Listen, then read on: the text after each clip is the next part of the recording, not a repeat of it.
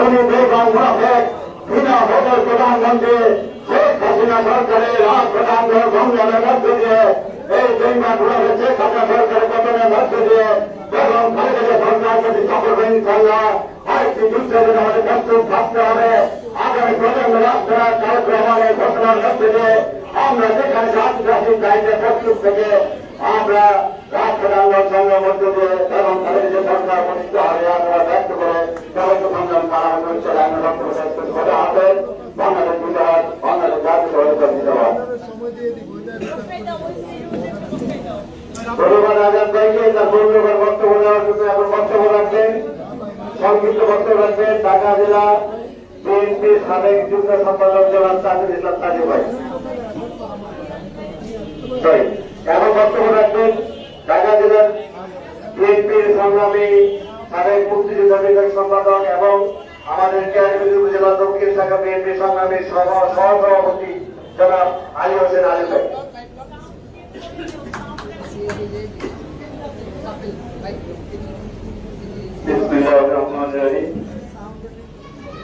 বাংলাদেশ জাতীয়তাবাদী দল শাখা ও অঙ্গ সংগঠন কর্তৃক আয়োজিত শহীদ রাষ্ট্রপতি জিয়াউর রহমানের নেতাদেরতম শাহাদাত বার্ষিক উপলক্ষে আজকে সবাই আমাদের মাঝে উপস্থিত আছেন।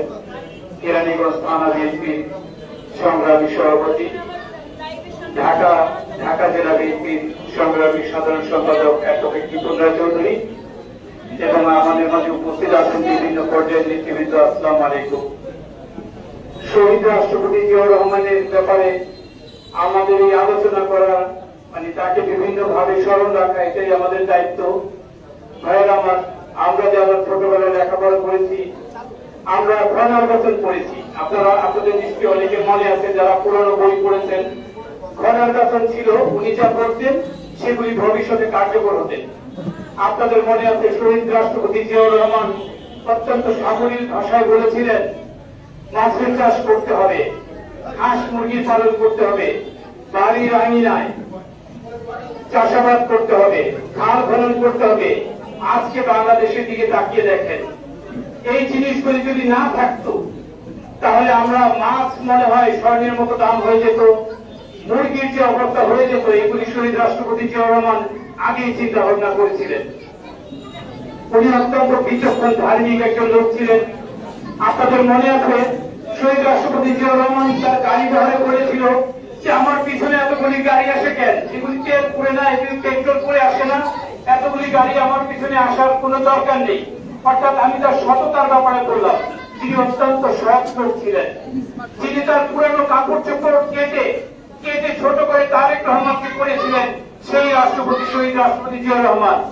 আমি আমাদের বর্তমান স্বৈরাচার আওয়ামী লীগ সরকার এবং তার দর্শকদের বলবো, আপনারা আন্তরিকভাবে শহীদ রাষ্ট্রপতি জিয়াউর রহমানের জন্য দোয়া করবেন এবং আপনাদের দায়িত্ব, কারণ আপনারা এই বাংলাদেশে বসবাস করেন, তার নির্দেশ অনুযায়ী যে সমস্ত উন্নয়ন হয়েছে সেগুলি আপনারা ভোগ করেন। অতএব আমরা সবাই শহীদ রাষ্ট্রপতি জিয়াউর রহমানের জন্য আন্তরিকভাবে দোয়া করব। আল্লাহ যেন তাকে জান্নাতের উচ্চ মাকাম দান করেন। আমি এগুলো বক্তব্য শেষ করছি। আসসালামু আলাইকুম। বাংলাদেশ জিন্দাবাদ, বাংলাদেশ জাতীয়তাবাদী দল জিন্দাবাদ।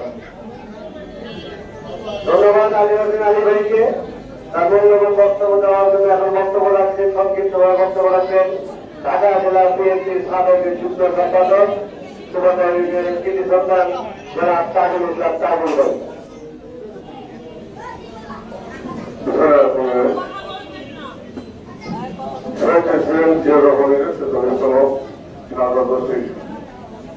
আজকের এই অনুষ্ঠানের সম্মানিত সভাপতি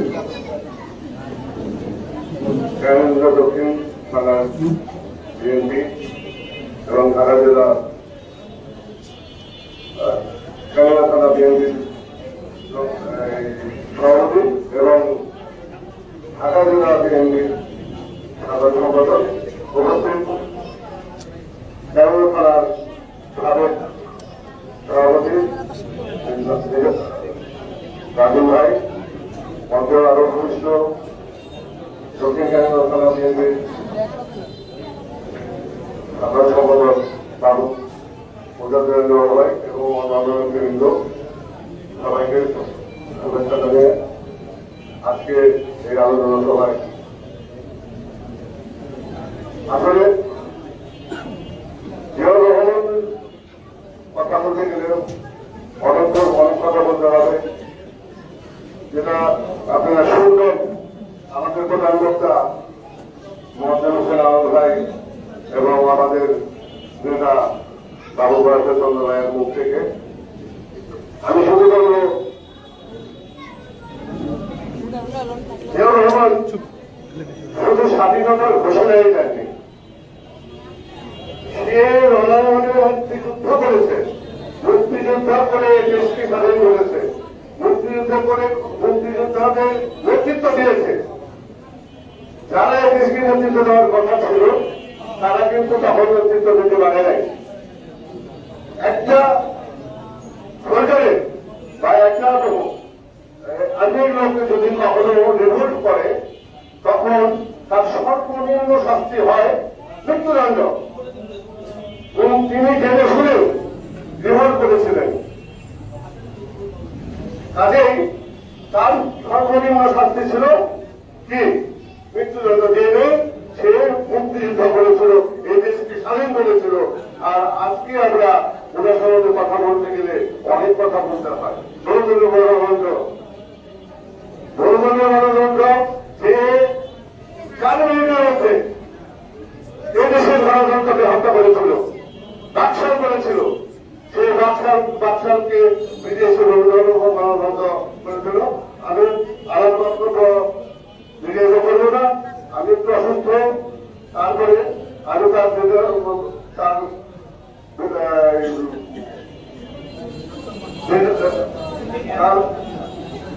গ্রহের মাত্রার কামনা করে আমি আমার বক্তব্য শেষ করছি।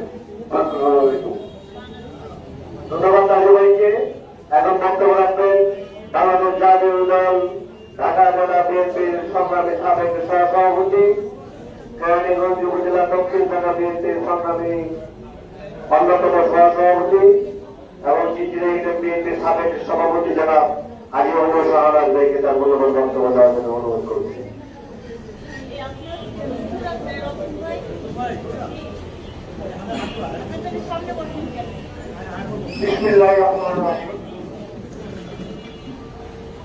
বাংলাদেশ জাতীয় দল কেরানীগঞ্জ উপজেলা দক্ষিণ শাখা কর্তৃক আয়োজিত শহীদ রাষ্ট্রপতি জিয়াউর রহমানের ৪৩তম শাহাদাত বার্ষিকী উপলক্ষে আলোচনা সভা মাহফিল ও দরিদ্রদের মধ্যে খাদ্য বিতরণ কর্মসূচির সম্মানিত সভানেত্রী, যাকে নতুন করে পরিচয় করে দেওয়ার কিছু নেই, সমস্ত বাংলাদেশ যাকে আন্দোলনের অগ্নি কন্যা হিসেবে ছিলেন, সে কেরানীগঞ্জ উপজেলা দক্ষিণের সংগ্রামী সভানেত্রী অ্যাডভোকেট নিপুণ রায় চৌধুরী, আজকে আমাদের সভায় প্রধান অতিথি হিসেবে উপস্থিত থাকবেন জাতির শ্রেষ্ঠ সন্তান, বীর মুক্তিযোদ্ধা, যুবদলের আইকন, যুব সমাজের আইকন, যাদের নেতৃত্বের মাধ্যমে বাংলাদেশের যুবদলের বৈপ্লবিক পরিবর্তন ঘটেছিল, তাদের নেতৃত্বের কারণে জিয়াউর রহমান বাংলাদেশের যুব সমাজের জন্য যুব মন্ত্রণালয় প্রতিষ্ঠা করেছিল। সেই নেতৃত্ব আমাদের সরকারের দল বাবু বয়সের চন্দ্র রায় বিএনপি স্থায়ী কমিটির অন্যতম সদস্য। আরো উপস্থিত থাকবেন যুবদলের আইকন,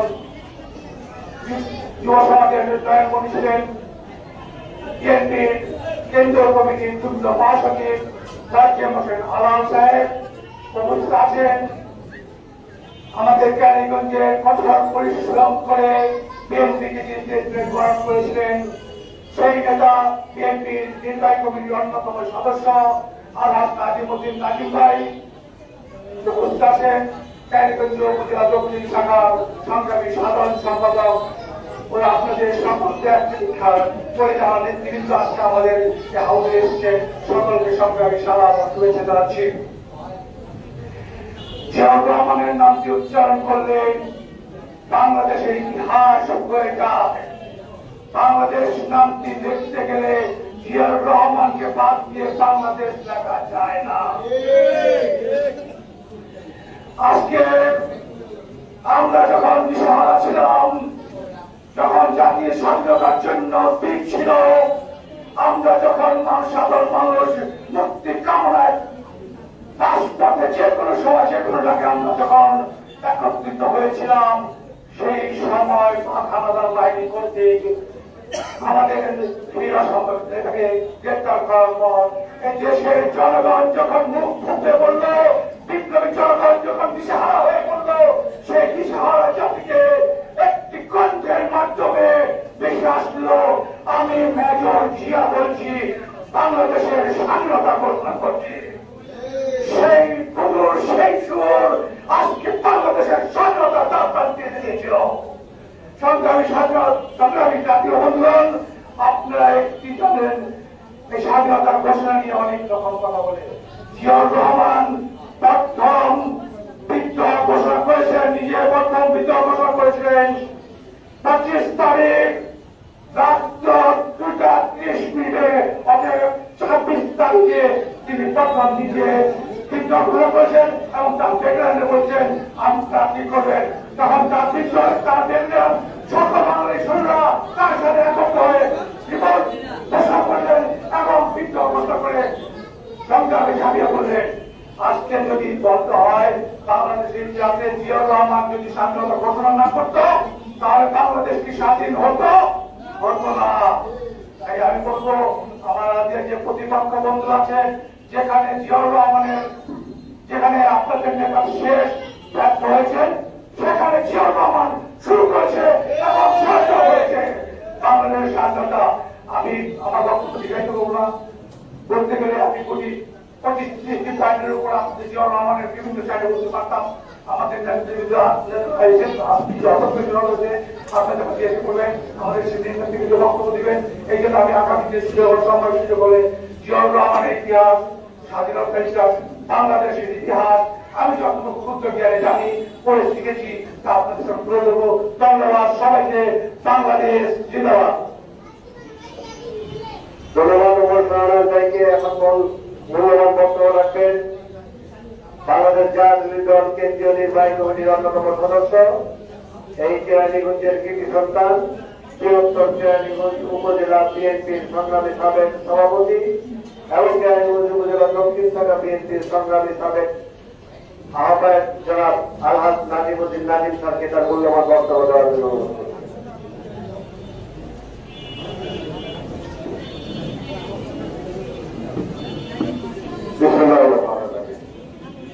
আজকে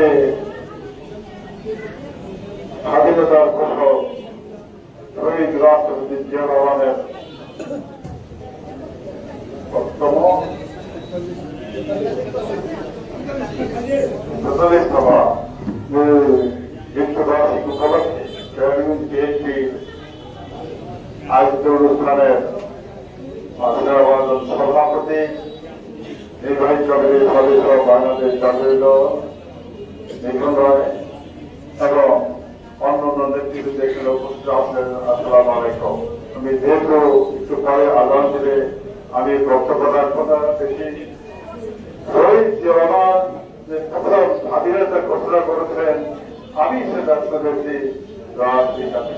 পরবর্তী পরে 3 বছর বলছে I declare independence of Bangladesh in favor of our great national leader Bangabandhu Sheikh Mujibur Rahman. এটা ঐতিহাসিক সত্য, এই কথাটা শুনেছি। আজকে জিয়াউর সম্বন্ধে অনেক খাটো করা হচ্ছে যে স্বাধীনতার ঘোষণা নয়, কিন্তু জিয়াউর সফল যদি সেই ব্যবস্থা না নিতেন তাহলে যে স্বাধীন হতো না। কারণ রাত 10টার সময় বঙ্গবন্ধুকে পাকিস্তান বাহিনী পাকিস্তান নিয়ে যায়, যুদ্ধ করবে।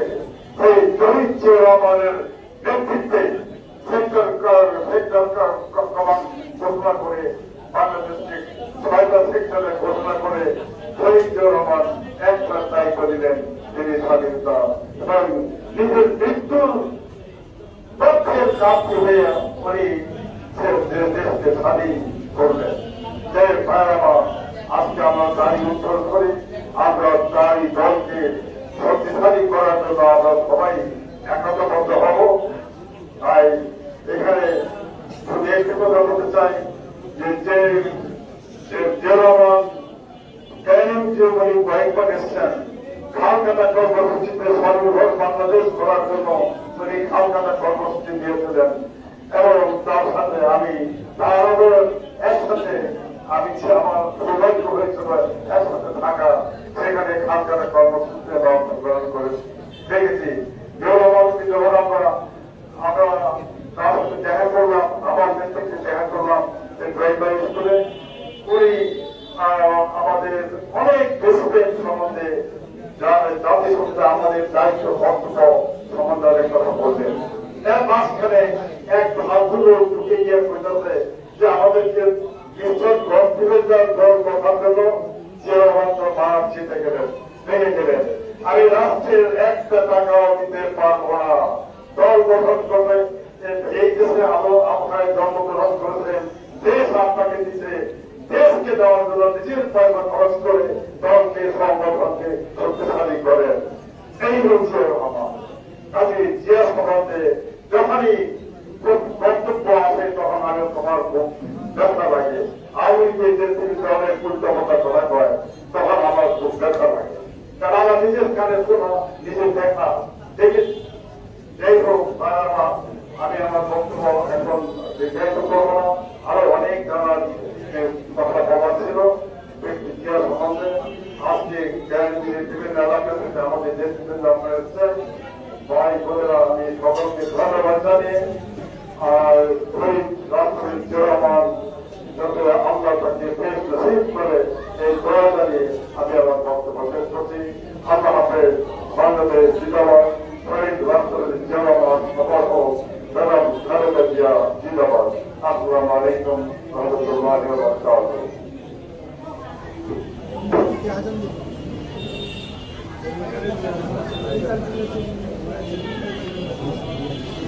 ধন্যবাদ আমাদের প্রবীণ নেতা আমাদের শ্রদ্ধ নেতা জেনারেল আলহাজ নাজিমুদ্দিন খান তার মূল্যবান বক্তব্য রেখেছেন আমাদের প্রধান অতিথি অল্প কিছুক্ষণের মধ্যেই আমাদের এই সভাস্থলে চলে আসবেন আপনারা জানেন মহান স্বাধীনতার ঘোষক বহুদলীয় গণতন্ত্রের প্রবক্তা আধুনিক বাংলাদেশের রাষ্ট্রপতি রাষ্ট্রপতি জিয়াউর রহমানের 43তম শাহাদাত বার্ষিকী উপলক্ষে আজকের এই কেরানীগঞ্জ উপজেলা দক্ষিণ শাখা বিএনপি অঙ্গ সহযোগী সংগঠন কর্তৃক আয়োজিত দোয়া মাহফিল আলোচনা সভা ভক্তদের মাঝে খাবার বিতরণ ও বৃক্ষরোপণ কর্মসূচি আজকে এখন এই মুহূর্তে বক্তব্য রাখার জন্য আমি অনুরোধ করছি যিনি এই মূল প্রোগ্রামে সবাই যিনি সঞ্চালনায় অংশগ্রহণ করবেন সেই নেতা কেরানীগঞ্জ উপজেলা দক্ষিণ শাখা বিএনপি সংগ্রামী সাধারণ সম্পাদক জনাব প্রজাতন্ত্রী বাবু ভাইকে তার হাতে আমি তার সঞ্চালনায় মাইকে এখন তার উনি সংক্ষিপ্ত বক্তব্য রাখছেন আপনাদের মাঝে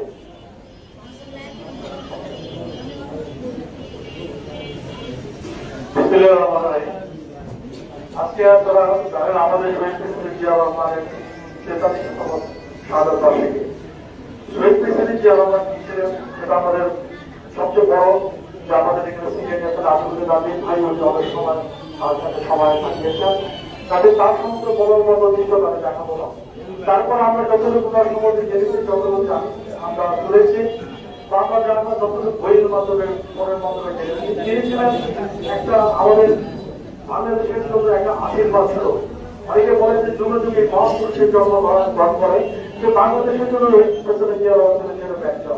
তিনি কিছু কাজ করে গেছেন যার জন্য তিনি বাংলাদেশের ইতিহাসের পাতায় সবসময় অবশ্যই থাকবেন প্রথম হল তিনি এই দেশের গণতন্ত্র বাকশক্তিতে কাজ করেছিল 4টা সংবাদপত্র সারা রাজ্যের সব সংবাদপত্র নিষিদ্ধ ঘোষণা করেছিলেন তখন তিনি কিন্তু সংবাদপত্রের স্বাধীনতা দিয়েছিলেন এবং তিনি এদেশের মূল্যবান গণতন্ত্রের প্রবক্তা ছিলেন এবং বর্তমান যে প্রেস ক্লাবের জায়গাটা এই প্রেস ক্লাবের সাথে মুক্ত যাতে সাংবাদিকরা তাদের কথা বলতে পারেন প্রেস ক্লাবের জায়গাটা কিন্তু জিয়া রহমান তার স্বাধীনতা করে দিয়েছিলেন তিনি আরেকটা কাজ করেছেন আমাদের সংবিধানে বিসমিল্লাহির রহমানির রহিম কিন্তু জিয়া রহমানই সংশোধন করেছিলেন কিছু কিছু কাজের জন্য জিয়া রহমানকে বড় রাখতে হবে ওদের যখন বিপর্যস্ত ছিল তখন তিনি কান্দারি হিসেবে দেশের দায়িত্ব গ্রহণ করেছিলেন আপনারা জানেন যে গার্মেন্টস সেক্টর যেটা একটা বর্তমানে বাংলাদেশের রেভিডেন্সের আপনাদের প্রথম ধাপ এই ধার্মিক সেক্টর থেকে যদি জড়িত হয় এবং তিনি যে কথাটি আমাদের পূর্বে বক্তব্য রেখেছিলেন আমাদের শ্রেষ্ঠ সম্প্রদায় যুব সম্প্রদায় এই যুব সম্প্রদায়ের জন্য কিন্তু আগে কোনো মন্ত্রণালয় ছিল না সেই পেছনে ছিল আমরা এই যুব মন্ত্রণালয় গঠন করেছিলেন এবং যারা মুক্তিযুদ্ধের বড় বড় কথা বলেন যারা কথায় কথায় স্বাধীনতার সমগ্র শক্তি করে দাবি করেন তারাও কিন্তু তাদের সাধারণ মুক্তিযুদ্ধ মন্ত্রণালয় গঠন করে নেয় সেই পেছনে ছিল আমার মুক্তিযুদ্ধ মন্ত্রণালয় গঠন করেছিলেন তার দূরদর্শী চিন্তা ভাবনার জন্য তার দূরদর্শী চিন্তা ভাবনা কিছু একজন বলেছিলেন তিনি অনেক আগে বলেছিলেন আপনারা আপনাদের বাইরে একটা খামারের পরিবর্তন রূপান্তর করেন আপনারা মুরগি পাবেন হাঁস পাবেন আপনারা খাল করার করেন আপনাদের কাছে আমি যদি যেমন এরকম বলেছিলেন আমি যদি আপনারা বাসাতে আপনারা তাদের মুরগির একটা ডিম একটা শাকসবজি আমাকে আপনার করতে পারেন সেরকম ব্যবস্থা আপনারা করেন তার উদ্দেশ্য ছিল আমরা যেন সবাই স্বাবলম্বী হই এবং দুর্নীতির ব্যাপারে তিনি ছিল জিরো টলারেন্স আজকে আমরা দেখছি আপনারা জানেন 2008, 2014, 2018-তে যেসব আমাদের বাচ্চাদের চক্র বিনা নির্বাচিত হয়েছিলেন তাদের যদি হলফনামা আপনারা দেখেন সেখানে তাদের সম্পত্তির বিবরণী দেওয়া হয় আপনারা যদি দেখেন 2008-এ যে এমপি করেছে আমার রাশি প্রায় 1 কোটি টাকা 2014 সে 8 কোটি হয়েছে 2018-তে এগুলো ঠিক উত্তীর্ণ হয়েছে এই খাতির আমি বলেছিলেন যে আমি আমার এমপিদের সম্পদের হিসাব দেবো কিন্তু আজকে বলে নেই যে যখন তখন সরকার ক্ষমতা গ্রহণ করে কিন্তু এই পর্যন্ত কিন্তু তিনি তার সম্পদের হিসাব হিসাব তিনি নেন নাই আমরা দেখেছি তার সময় বুদ্ধির জন্ম হয়েছে আমরা দেখেছি তার সময় সন্তানের জন্ম হয়েছে আমরা দেখেছি তার সময় কিভাবে জাহাঙ্গীর বাজারে বিশ্ববিদ্যালয়ের ছাত্রলীগের ছোড়া ছেলেরা ধর্ষণের মহোৎসব পালন করেছে আমরা এখন নতুন ভাবে দেখছি বেঞ্জির রাজনীতিকে এইগুলো কিন্তু তারই শেষ ঠিক কারণ সে দুর্নীতি তিনি তো রাষ্ট্রের প্রশ্রয় দেন এবং যখন যাকে দরকার পড়ে তখন তাকে রাষ্ট্রের বিরুদ্ধে লড়তে গেলে তাদের প্রশাসনকে পুরোপুরি এই গণতন্ত্রের ভারত আমাদের দল বিএনপি নেতা কর্মীদের উপরে শুধু প্রশাসনকে মিলিয়ে দেন অন্য কোনো দুর্নীতি বস্তুতে ভারত কোনো নেই আপনারা জানেন আজকে ব্যাংক খাত দর্শের মুখে আছে আমাদের শেয়ার বাজার ধ্বংস করেছে জনদের বাবা সেই জনদের বাবাকে নিয়ে আবার শেয়ার বাজার উত্তরণ করা যায় তার জন্য মিটিং করে আপনারা জানেন অনেক লোক মধ্যবিত্ত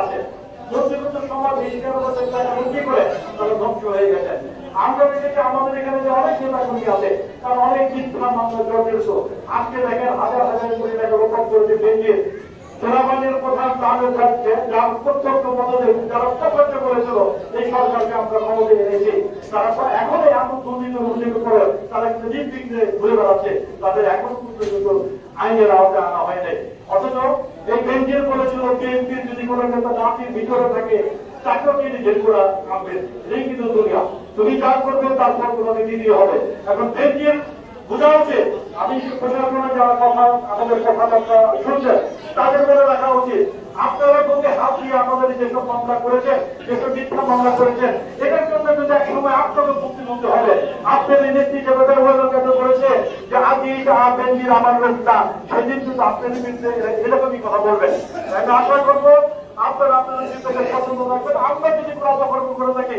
সেটা দায়ভার আমরা দেবো সেই ব্যাপারে আমরা করে নাই কিন্তু দেখা যায় যে সেটা আমাদের মিথ্যা মামলা দিয়েছেন সেই জন্য আমরা জানাচ্ছি আপনারা জানেন আমাদের এই শহীদ প্রেসিডেন্ট জিয়া রহমান শেখ হাসিনাকে এই দেশে এনেছিল সকলেই দেশ তিনি কিন্তু এই শেখ হাসিনাকে সকলে মেয়ে আরোপ করে 30 মে সেই পদ্ধতিকে আমাদের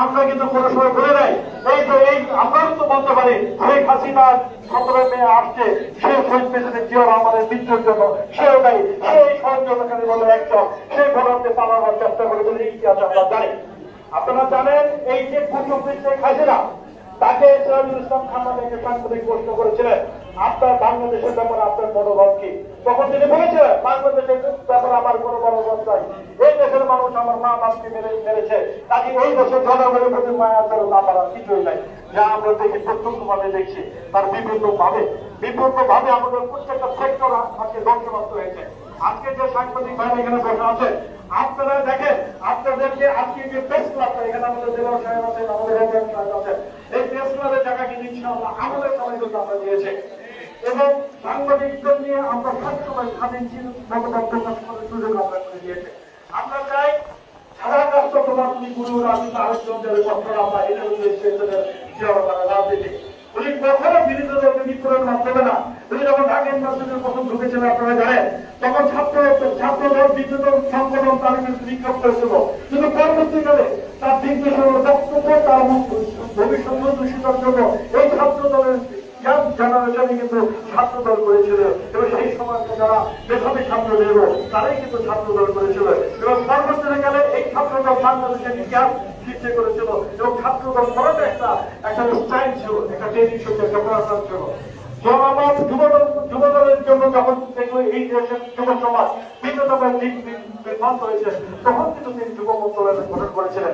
তিনি জানতেন এই দেশের যুবক সমাজ যদি সুসংগঠিত না থাকে তাহলে এই দেশের কোন কাজে আসবে না, এই দেশের যত কাজ দেরি করি না কেন যদি আমাদের সম্পত্তি নষ্ট হয়ে যায় এটা কোনো আমাদের কাজে আসবে না। যে আমরা দেখেছি আমাদের শিক্ষা ব্যবস্থা কিন্তু ধ্বংস করা হয়েছে।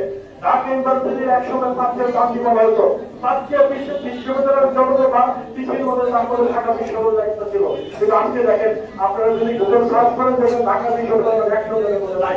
বুয়েটের ছাত্ররা যেখানে বলছে বুয়েটের ছাত্র রাজনীতি করে যাদের ব্যক্তিগত স্বাধীনতা, রাজনীতি করে যাদের ব্যক্তিগত স্বাধীনতা, কিন্তু মেধাবী ছাত্রীরা যখন দেখছে যে ছাত্রলীগ না করলে বুয়েটের বাংলাদেশের মধ্যে যদি সবচেয়ে গ্রেট স্টুডেন্ট থাকে তাহলে বুয়েটের স্টুডেন্টের সবচেয়ে দিয়ে তারাই কিন্তু আগামী দিন ভবিষ্যতে এই দেশের দায়িত্ব দিবে, বিভিন্ন ব্যাপারে তারা সহযোগিতা করবে। কিন্তু আমরা দেখেছি বুয়েটের একটা ছাত্রকে কিভাবে ছাত্রলীগের ছেলেরা পিটিয়ে হত্যা করেছে, হত্যা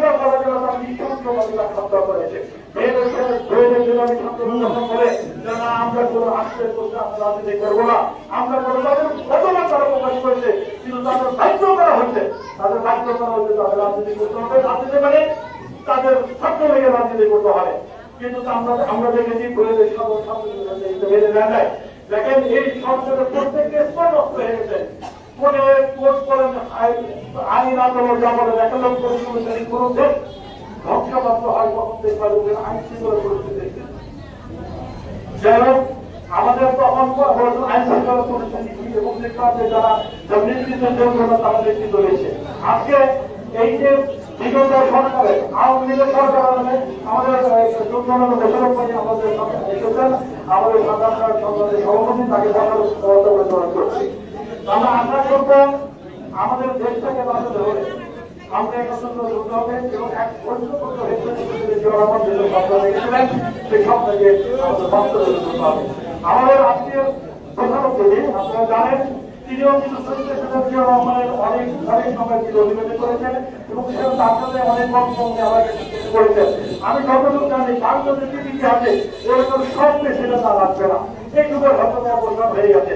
তার মধ্যে সব কেউ তাকে কিন্তু অসৎ বলতে পারে নাই, কেউ কিন্তু তাকে সবচেয়ে বড় জিনিস আপনি মৃত্যুর পরে আমার থেকে হবে আপনার প্রমাণ হবে কখন যখন আমরা মারা যাবেন কিছু লোক আমাদের আমার অভাব যারা অনুভব করবে তখন ভাবতে আমি যদি জীবনে যেমন করছে জীবন থাকছে সেই প্রেসিডেন্ট যখন মারা যায় আমরা যখন ছোট ছিলাম কিন্তু আমার মরা ইতিহাসে আইনের খবরের পরে সেই প্রেসিডেন্ট আমাদের মাঝে সবচেয়ে বেশি মানুষ হয়েছিল। এটা কিন্তু তার পরিশ্রমটা তার সততার জন্য হয়েছিল। যাই হোক আমাদের প্রধানমন্ত্রী অন্ধ হয়ে আসবেন। এখন আপনাদের সামনে বক্তব্য নিয়ে আসছেন আমাদের আজকের সভাপতি এবং আমাদের গ্রামীণ থানা বিএনপির কর্মকর্তা আছেন এবং ঢাকা জেলা যে গ্রাম সংসার করেছেন আমাদের বক্তব্য নিয়ে আসছেন। আসসালামু আলাইকুম। বাংলাদেশ জাতীয়তাবাদী দল ঢাকা জেলা অন্তর্ভুক্ত কেরানীগঞ্জ উপজেলা দক্ষিণ শাখা বিএনপি অঙ্গ সহযোগী সংগঠন কর্তৃক আয়োজিত আজকের এই একটি বাংলাদেশের ইতিহাসে একটি শোকের দিন হিসেবে যে দিনটি আমরা পালন করে আসছি এটি হচ্ছে বাংলাদেশের স্বাধীনতার মহান স্বাধীনতার ঘোষক বহুদলীয় গণতন্ত্রের প্রবর্তক আধুনিক বাংলার রূপকার শহীদ রাষ্ট্রপতি জিয়াউর রহমানের ৪৩তম শাহাদাত বার্ষিকী উপলক্ষে কেরানীগঞ্জ উপজেলা দক্ষিণ থানা বিএনপি অঙ্গ ও সহযোগী সংগঠন কর্তৃক আয়োজিত দোয়া এবং মিলাদ মাহফিল, আলোচনা সভা, বৃক্ষরোপণ কর্মসূচি সম্মানিত প্রধান অতিথি, তিনি এখনো আমাদের মাঝে উপস্থিত হতে পারেননি, অল্প কিছুক্ষণের মধ্যে উপস্থিত হবেন। তিনি আপনাদের সকলের প্রিয় নেতা, অতি আপনজন, কেরানীগঞ্জের মাটি ও মানুষের নেতা, সারা বাংলাদেশের, যিনি বাংলাদেশের জনগণের অধিকার, ভোটের অধিকার প্রতিষ্ঠিত করার জন্য লড়াই করছেন, সংগ্রাম করছেন।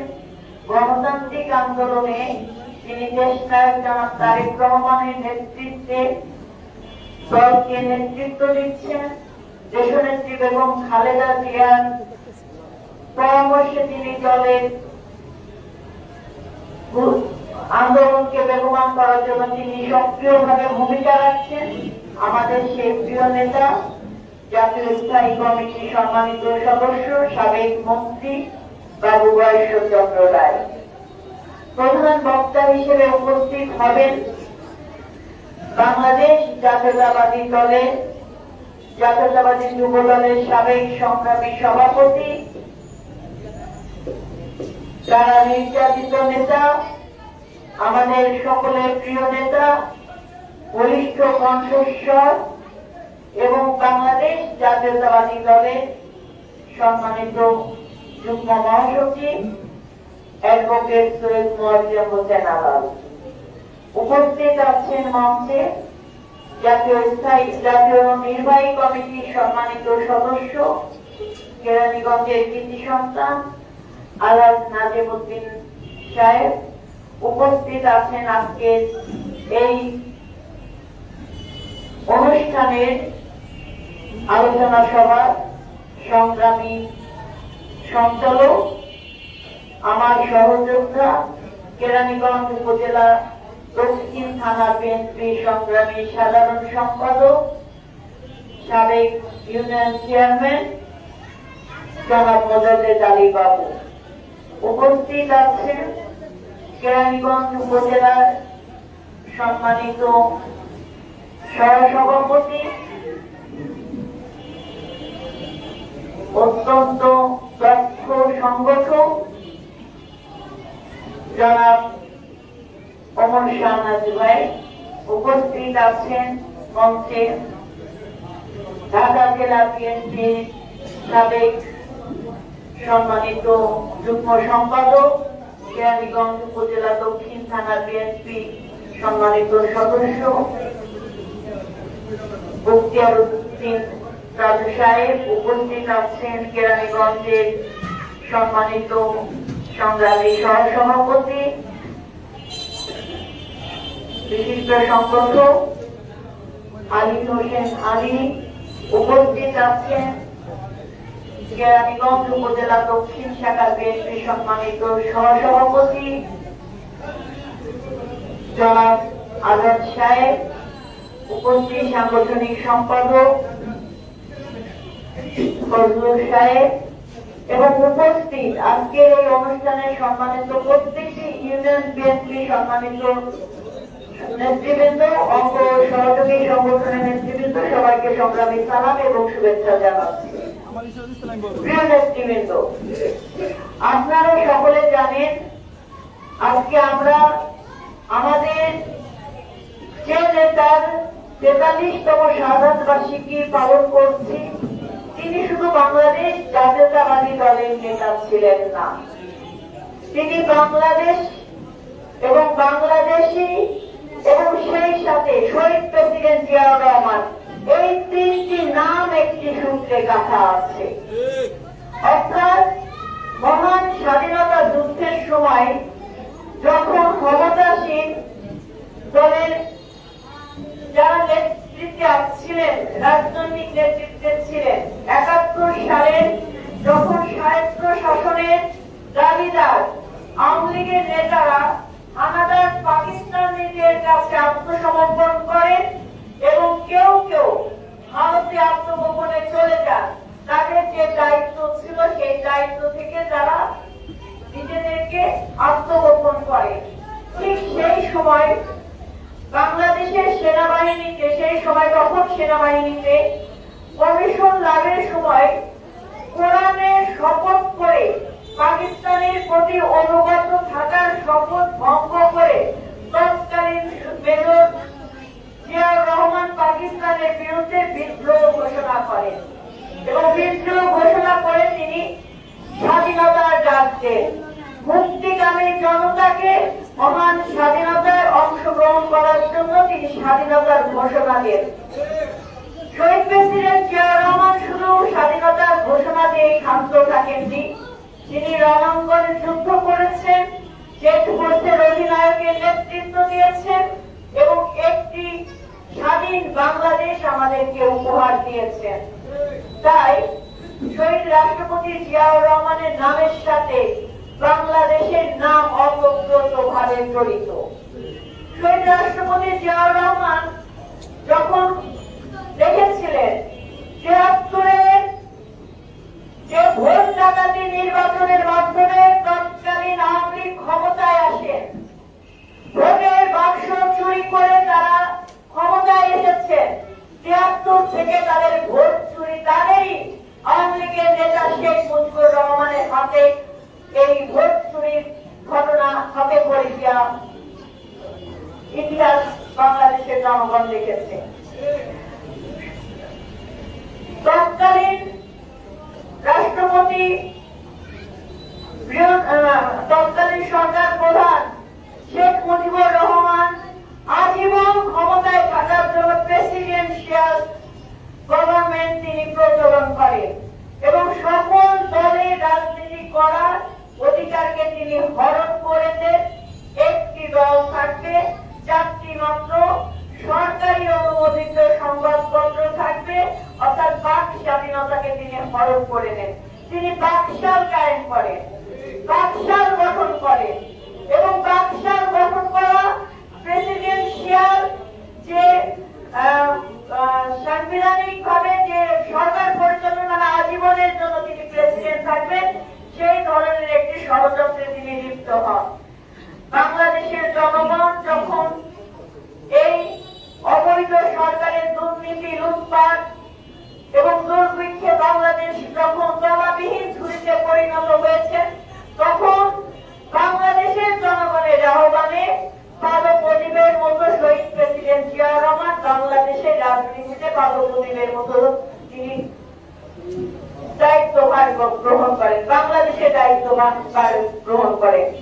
দায়িত্বভার গ্রহণ করে শহীদ প্রেসিডেন্ট জিয়াউর রহমান বাকশালকে ভেঙে বহুদলীয় গণতন্ত্র প্রবর্তন করে, সকল দলের রাজনীতি করা তিনি উন্মুক্ত করে দেন। সকল বেসরকারি প্রতিষ্ঠান, আপনার শিল্পের যে প্রতিষ্ঠানগুলো আছে, শৈক্ষিক প্রতিষ্ঠানগুলোকে তিনি বেসরকারি আওতাভুক্ত করেন এবং সেই সাথে তিনি বাংলাদেশের শিশুদেরকে মেধার দিক থেকে চ্যালেঞ্জে প্রতিযোগিতামূলক করার জন্য তিনি নতুন করে যে প্রতিযোগিতার যে অবস্থা তৈরি করেছিলেন টেলিভিশনে, শিশু এবং সংস্কৃতির মেধা অনুসন্ধান প্রতিযোগিতা, সেটা বাংলাদেশে সর্বপ্রথম শহীদ প্রেসিডেন্ট জিয়াউর রহমানের হাতে সূচনা হয়। আপনারা জানেন 1974 সালে এদেশে 7 কোটি মানুষের খাবার উৎপাদন সম্পূর্ণভাবে উৎপাদন করা সম্ভব হয়নি। 1980 সালে এই দেশটিকে অভ্যন্তরীণ চাহিদা মিটিয়ে নেপালের চাল রপ্তানি করতে সক্ষম হয়েছিলেন শহীদ প্রেসিডেন্ট জিয়াউর রহমানের নেতৃত্বে। শুধু তাই নয়, এখন এই দেশের 18 কোটি জনগণ তৃপ্তি খেয়ে পড়ে বেঁচে আছে এই সবুজ বিপ্লব এবং শহীদ প্রেসিডেন্ট জিয়াউর রহমানের দূরদর্শী রাজনৈতিক এবং অর্থনৈতিক চিন্তা ভাবনার মাধ্যমে। জনশক্তি রপ্তানির ক্ষেত্রে অত্যন্ত গুরুত্বপূর্ণ ভূমিকা পালন করেন শহীদ প্রেসিডেন্ট জিয়াউর রহমান। তিনি বাংলাদেশে বাইরে যে মধ্যপ্রাচ্যের দেশগুলো ঘুরে ঘুরে বাংলাদেশের কর্মক্ষম বেকারদের মানুষের কর্মসংস্থানের ব্যবস্থা তৈরি করেছিলেন। শুধু তাই নয়, ভবিষ্যতে যেন দক্ষ জনশক্তি রপ্তানি করা যায় তার জন্য গড়ে তুলেছিলেন যুব উন্নয়ন কেন্দ্র, কারিগর শিক্ষা প্রতিষ্ঠান। অথচ জিয়াউর রহমান সাভারে জাতীয় যুব উন্নয়ন কেন্দ্রটির নাম বদল করে বর্তমান আওয়ামী সন্ত্রাসী সংগঠন এই আওয়ামী লীগ অবৈধ সরকারে এসে নির্লজ্জের মতো সেই নামটি বদল করে শেখ হাসিনা নামে নামকরণ করে। এটি খুবই দুঃখজনক। যুবকদের দেশে এবং বিদেশে কর্মসংস্থানের জন্য প্রশিক্ষিত জনশক্তি রপ্তানির জন্য তিনি প্রতিষ্ঠান করেন যুব মন্ত্রণালয়, যুব উন্নয়ন কেন্দ্র। প্রতিটি ক্ষেত্রে তিনি যুগান্তকারী ভূমিকা পালন করেছেন। নারী ও শিশুদের উন্নয়নের জন্য প্রতিষ্ঠা করে নারী ও শিশু মন্ত্রণালয়। শিশু একাডেমিও শহীদ প্রেসিডেন্ট জিয়াউর রহমানের হাতেই সৃষ্টি হয়েছে। ভারতের পানি আগ্রাসনের কথা মাথায় রেখে জিয়াউর রহমান 40 বছর আগে খাল খনন কর্মসূচি সৃষ্টি করে এবং তিনি শুধু খাল খনন কর্মসূচি ঘোষণা দিয়ে ক্ষান্ত থাকেন নাই, তিনি আলে আলে যে খাল খনন কর্মসূচিতে তিনি নিজের সক্রিয়ভাবে অবস্থান করেন এবং পৃথিবীর ইতিহাসে একটি গুরুত্বপূর্ণ দৃষ্টান্ত তিনি রাখেন। মাত্র 2 দশক আগে বিশ্বের পানি বিশেষজ্ঞরা ভূগর্ভস্থ পানি ব্যবহারকে পরিবেশের জন্য ক্ষতিকর বিবেচনা করে তার বদলে জলাধার নির্মাণ করে ভূপৃষ্ঠস্থ পানি ব্যবহার করার পরামর্শ দিয়েছেন। এটা শহীদ প্রেসিডেন্ট জিয়াউর রহমান 40 দশক আগে করেছিলেন। দেশের খনিজ সম্পদ আহরণের জন্য তিনি পেট্রো বাংলার অধীনে অনুসন্ধান অধিদপ্তর প্রতিষ্ঠা করেন। এই প্রতিষ্ঠান সিসমিক সার্ভিসের মাধ্যমে বাংলাদেশে অনশোর এবং অফশোর বিপুল পরিমাণ তেল গ্যাস এর সন্ধান পায়। জিয়াউর রহমান সর্বপ্রথম মুক্তিযুদ্ধে অংশগ্রহণকারী জীবিত এবং শহীদ মুক্তিযোদ্ধাদের তালিকা তৈরি করার উদ্যোগ গ্রহণ করেন। মুক্তিযুদ্ধের সকল দলিলপত্র প্রকাশের ব্যবস্থা গ্রহণ করেন। স্বাধীনতা পদক 21 পদক প্রবর্তন করেন। বাংলাদেশের অর্থনীতির প্রাণ হচ্ছে রেমিটেন্স গার্মেন্টস শিল্প। এই শিল্প প্রতিষ্ঠান এবং উন্নয়ন বিশ্বের বাজারে বাংলাদেশের তৈরি পোশাকের বাজার সৃষ্টিতে শহীদ প্রেসিডেন্ট জিয়াউর রহমানের অবদান অসম্ভব এবং সেটা পৃথিবীর ইতিহাসে যুগান্তকারী একটি উদ্যোগ গ্রহণ করে। ব্যাক টু ব্যাক এলসির মাধ্যমে দেশের শিল্পের জন্য কাঁচামাল এবং যন্ত্রপাতি আমদানি সহজ করা ছিল জিয়াউর রহমানের অবদান। 1977 থেকে 1981 এই 4 বছরে তিনি দেশের মধ্যে আরো অনেক সাফল্যতা বয়ে এনেছিলেন। তিনি এক দলীয় শাসন ব্যবস্থা থেকে বহু গণতন্ত্রের মুক্তির দিকে দেশকে বহু দলীয় গণতন্ত্রের দিকে চালু করেন। শহীদ প্রেসিডেন্ট জিয়াউর রহমান আজকে বাংলাদেশ তার যে রেমিটেন্সের উপরে অর্থাৎ জনশক্তি রপ্তানি করবে এবং সেই জনশক্তি বাইরে যাবে কাজ করবে, তারা বাংলাদেশে রেমিটেন্স পাঠাবে। সেই রেমিটেন্সের উপরে আজকে পর্যন্ত বাংলাদেশের অর্থনীতি টিকে আছে।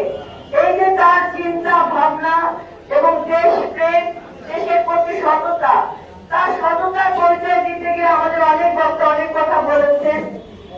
একজন বিশিষ্ট জন অধ্যাপক গফুর সাহেবের একটি বিষয় আমি আপনাদের কাছে তুলে ধরলাম। জিয়াউর রহমান কেমন জনপ্রিয় ছিলেন এই প্রশ্নের উত্তর পাওয়া যায় ব্রিটিশ রাজা, পাকিস্তানি জান্তা এবং নিজের বড় দল আওয়ামী লীগের বিরুদ্ধে আন্দোলন সংগ্রাম করা মজলুম জননেতা মাওলানা ভাসানীর বক্তব্য থেকে। অসুস্থ মাওলানা ভাসানীকে হাসপাতালে দেখতে যান তমুদ্দিন মজলিসের অধ্যাপক আব্দুল গফুর সহ কেউ কেউ তখন জিয়াউর রহমানকে প্রকাশ্যে সমর্থন দিয়েছিলেন মাওলানা ভাসানী। সেই দিকে তার দৃষ্টি আকর্ষণ করে অধ্যাপক গফুর বলেন, আপনি ছিলেন আওয়ামী লীগের প্রধান নেতা, সেই আওয়ামী লীগ ছিল ক্ষমতায়। প্রকাশ্যে জনসভায় আপনি আওয়ামী লীগের মন্ত্রীদেরকে বলেছিলেন দুর্নীতি করে জনগণের জন্য কাজ না করলে আপনাদের পিঠে চাবুক মারা হবে। আপনার নিজের দলের নেতাকেও এই কঠোর ভাষায় সমালোচনা করেছেন, যা আজ আপনি জিয়ার প্রতি কেন সমর্থন দিচ্ছেন? জিয়ার প্রতি কেন আপনার এই দুর্বলতা? মাওলানা ভাসানী তখন বলেন, আব্দুল গফুর, আমি তোমার বাবার বয়সী, আমি আমার জীবনে তোমার চেয়ে বেশি সরকার ও বেশি নেতাদের দেখেছি। ব্রিটিশ আমলে দেখেছি, পাকিস্তান আমলে দেখেছি, বাংলাদেশ আমলেও দেখেছি। তুমি আমাকে একটা এক্সাম্পল দেখাও, কোন রাজনৈতিক নেতা কম বেশি দুর্নীতি নাই বা দুর্নীতিকে প্রশ্রয় দেয় নাই, এবং কেন নেতা স্বজনপ্রীতি করে নাই, কোন নেতা স্বজনপ্রীতি করে নাই? অধ্যাপক গফুর চুপ করে রইলেন। মাওলানা বললেন, এখন পর্যন্ত জিয়াউর রহমানের ব্যক্তিগত দুর্নীতির কোন প্রমাণ পাওয়া যায় নাই, কোন রকম স্বজনপ্রীতি তার মধ্যে নাই, তার আত্মীয় স্বজনকে কেউ চেনে না, তাদেরকে কোন সুযোগ সুবিধা দেন নাই। ইন্ডিয়ার সাবকন্টিনেন্ট এই ধরনের শাসককে মানুষ পছন্দ করে। একজন সৎ শাসকের তো প্রশংসা পাওয়ার প্রাপ্য। এটা ভাসানী সাহেবের বক্তব্য, এবং তিনি শহীদ প্রেসিডেন্ট জিয়াউর রহমানের সততা নিয়ে কথা বলেছিলেন। শহীদ প্রেসিডেন্ট জিয়াউর রহমান আন্তর্জাতিক অঙ্গনে কতটা জনপ্রিয় এবং গুরুত্বপূর্ণ ছিলেন তার প্রমাণও একটি ছবি। 1979 সালে এপ্রিল মাসে তিনি যখন রাষ্ট্রীয় সফরে নেদারল্যান্ডে গিয়েছিলেন, তখন নেদারল্যান্ডের রানী জুলিয়ানা তার স্বামীকে নিয়ে বিমানবন্দরে উপস্থিত হয়েছিলেন শহীদ প্রেসিডেন্ট জিয়াউর রহমানকে অভ্যর্থনা জানাতে। এটা কতটা সম্মানজনক আমাদের বাংলাদেশের জন্য একবার বিবেচনা করে দেখেন। মাত্র 4 বছরের রাজনীতিতে তিনি যে মানুষটি রাষ্ট্রের মৌলিক নীতি বদলে দিয়েছেন, এবং সেই বদলে দেয়া জাতীয়তাবাদী পরিচয় নিয়ে আজ অবৈধ শেখ হাসিনা বিদেশে ভ্রমণ করেন। ভ্রমণ হচ্ছে, তার পাসপোর্টে লেখা আছে জাতীয়তা বাংলাদেশি। এই বাংলাদেশি প্রবর্তকটা কে? শহীদ প্রেসিডেন্ট জিয়াউর রহমান। মাত্র 4 বছরের রাজনীতি জীবনে প্রতিষ্ঠিত বাংলাদেশ জাতীয়তাবাদী দল বিএনপি দিয়ে যিনি মৃত্যু 36 বছর পরে 50-60 বছরে গোর্খা রাজনীতিবিদদের প্রতিষ্ঠিত কোন শতাব্দীর পুরাতন রাজনৈতিক শক্তিকে মোকাবেলা করে যাচ্ছে, তাকে ইতিহাস থেকে মুছে ফেলার চেষ্টা করা বা তার বিরুদ্ধে মিথ্যা কুৎসা রচনা, তাকে খতম করার চেষ্টা করা, যে অপচেষ্টা বর্তমান আওয়ামী লীগ সরকার করছে, সেটা কখনো সফল হতে পারে না। কারণ শহীদ প্রেসিডেন্ট জিয়াউর রহমান বাংলাদেশের 18 কোটি জনগণের মণিমুঠায় তিনি তার স্থান অর্জন করে দিয়েছেন। তার সততা, তারই জাতীয়তাবাদী দল, এই পতাকাবাহী দলটি আজও বাংলাদেশের জনগণের ভোটের অধিকার, গণতন্ত্র, বাংলাদেশের স্বাধীনতা, সার্বভৌমত্ব রক্ষা করার জন্য যুদ্ধ করে যাচ্ছে। আজকে আমাদের নেত্রী গৃহিণী থেকে বেরিয়ে এসেছেন শহীদ প্রেসিডেন্ট জিয়াউর রহমানের আদর্শবাহী পতাকা বাংলাদেশ জাতীয়তাবাদী দলকে টিকিয়ে রাখার জন্য। তার নেতৃত্বে স্বৈরাচার এরশাদের এই আলাদাকে একটা ফোন দিলেন, হ্যাঁ, স্বৈরাচার এরশাদের সাথে লড়াই করে সংগ্রাম করে সংসদীয় গণতন্ত্র প্রবর্তন করেছেন। তিনি দেশি বিদেশি ষড়যন্ত্রকারীদের সাথে আঘাত করেন নাই। এই শেখ হাসিনা তৎকালীন বিরোধী দলের নেত্রী ছিলেন। 86 সালের নির্বাচন তিনি ঘোষণা দিয়েছিলেন এরশাদের অধীনে যারা নির্বাচনে যাবে তারা হবে জাতীয় বেঈমান। এই জাতীয় বেঈমান জামাত ইসলামকে সাথে নিয়ে ওই নির্বাচনে অংশগ্রহণ করে তিনি জাতীয় বেঈমান হিসেবে নিজেকে প্রতিষ্ঠিত করেছেন। এই জাতীয় বেঈমান শেখ হাসিনা 96 সালে বিএনপির বিরুদ্ধে আন্দোলন করে তোলেন। তাদেরকে সাথে নিয়ে এই জামাত ইসলামকে সাথে নিয়ে আজকে তারা কথায় কথায় বলে বিএনপি জামাত একটি সন্ত্রাসী সংগঠন। তাহলে জামাতকে যখন আপনাদের সাথে ব্যবহার করেছিলেন তখন কি শেখ হাসিনা আপনার বাবার মৃত্যুর জন্য আপনার গাড়ি কাঁপে নাই? তখন কি আপনার মনে হয় নাই যাদের হাতে আপনি পতাকা তুলে দিয়েছিলেন তারাই আমাদেরকে বলেন তারাই আপনার পিতার হত্যাকারী? জামাত নিয়ে কোন নাটক আপনারা করেন নাই? আপনারা কথায় কথায় বলেন জামাত আমাদের নির্বাচনে একটা অ্যালায়েন্স ছিল। তো যখন আপনার শান্তির দরকার হবে তখন আপনি জামাতকে ব্যবহার করবেন। জামাত ইসলাম তখন ভালো, আবার যখন জামাত ইসলাম বিএনপির সাথে যুক্ত হবে তখন বিএনপি আর জামাত সন্ত্রাসী সংগঠন, তাই না? বাংলাদেশের বর্তমান সন্ত্রাসী সংগঠন আন্তর্জাতিকভাবে প্রতিষ্ঠিত হয়েছে। আজকে এই অবৈধ ক্ষমতাকে টিকিয়ে রাখার জন্য বেনজির আহমেদ এবং সাবেক সেনাপ্রধান আজিজ আহমেদ এই দুই খুঁটির উপর নির্ভর করে আপনি 18 সালে অবৈধ ক্ষমতায় আসীন হয়েছেন এবং 2024-এ অবৈধ ক্ষমতায় আসীন হয়েছেন।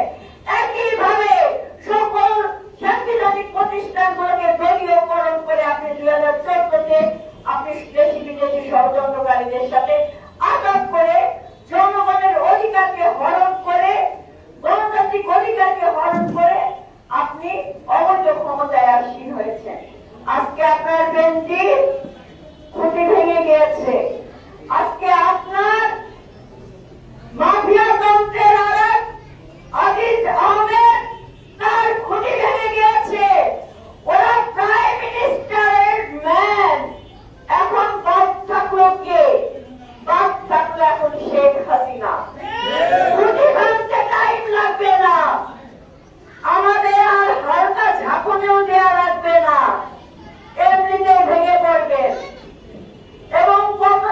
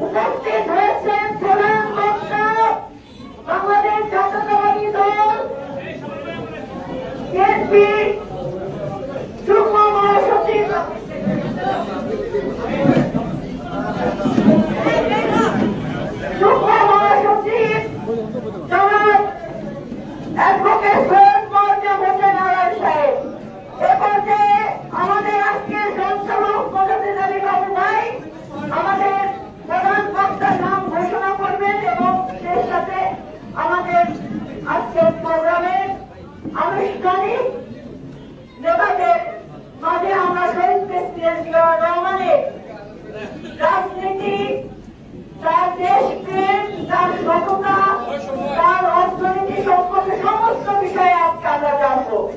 ধন্যবাদ সবাইকে। ধন্যবাদ আপনাদের সবাইকে। আপনারা জানেন প্রথমে গণতন্ত্রের প্রবক্তা আমাদের শহীদ প্রেসিডেন্ট জিয়াউর রহমানের আজকে 43তম মৃত্যুবার্ষিকী। আমরা পুরো অন্য আলোচনায় চলে গেলাম না, কারণ আপনারা দীর্ঘক্ষণ যাবত এখানে বসে আছেন।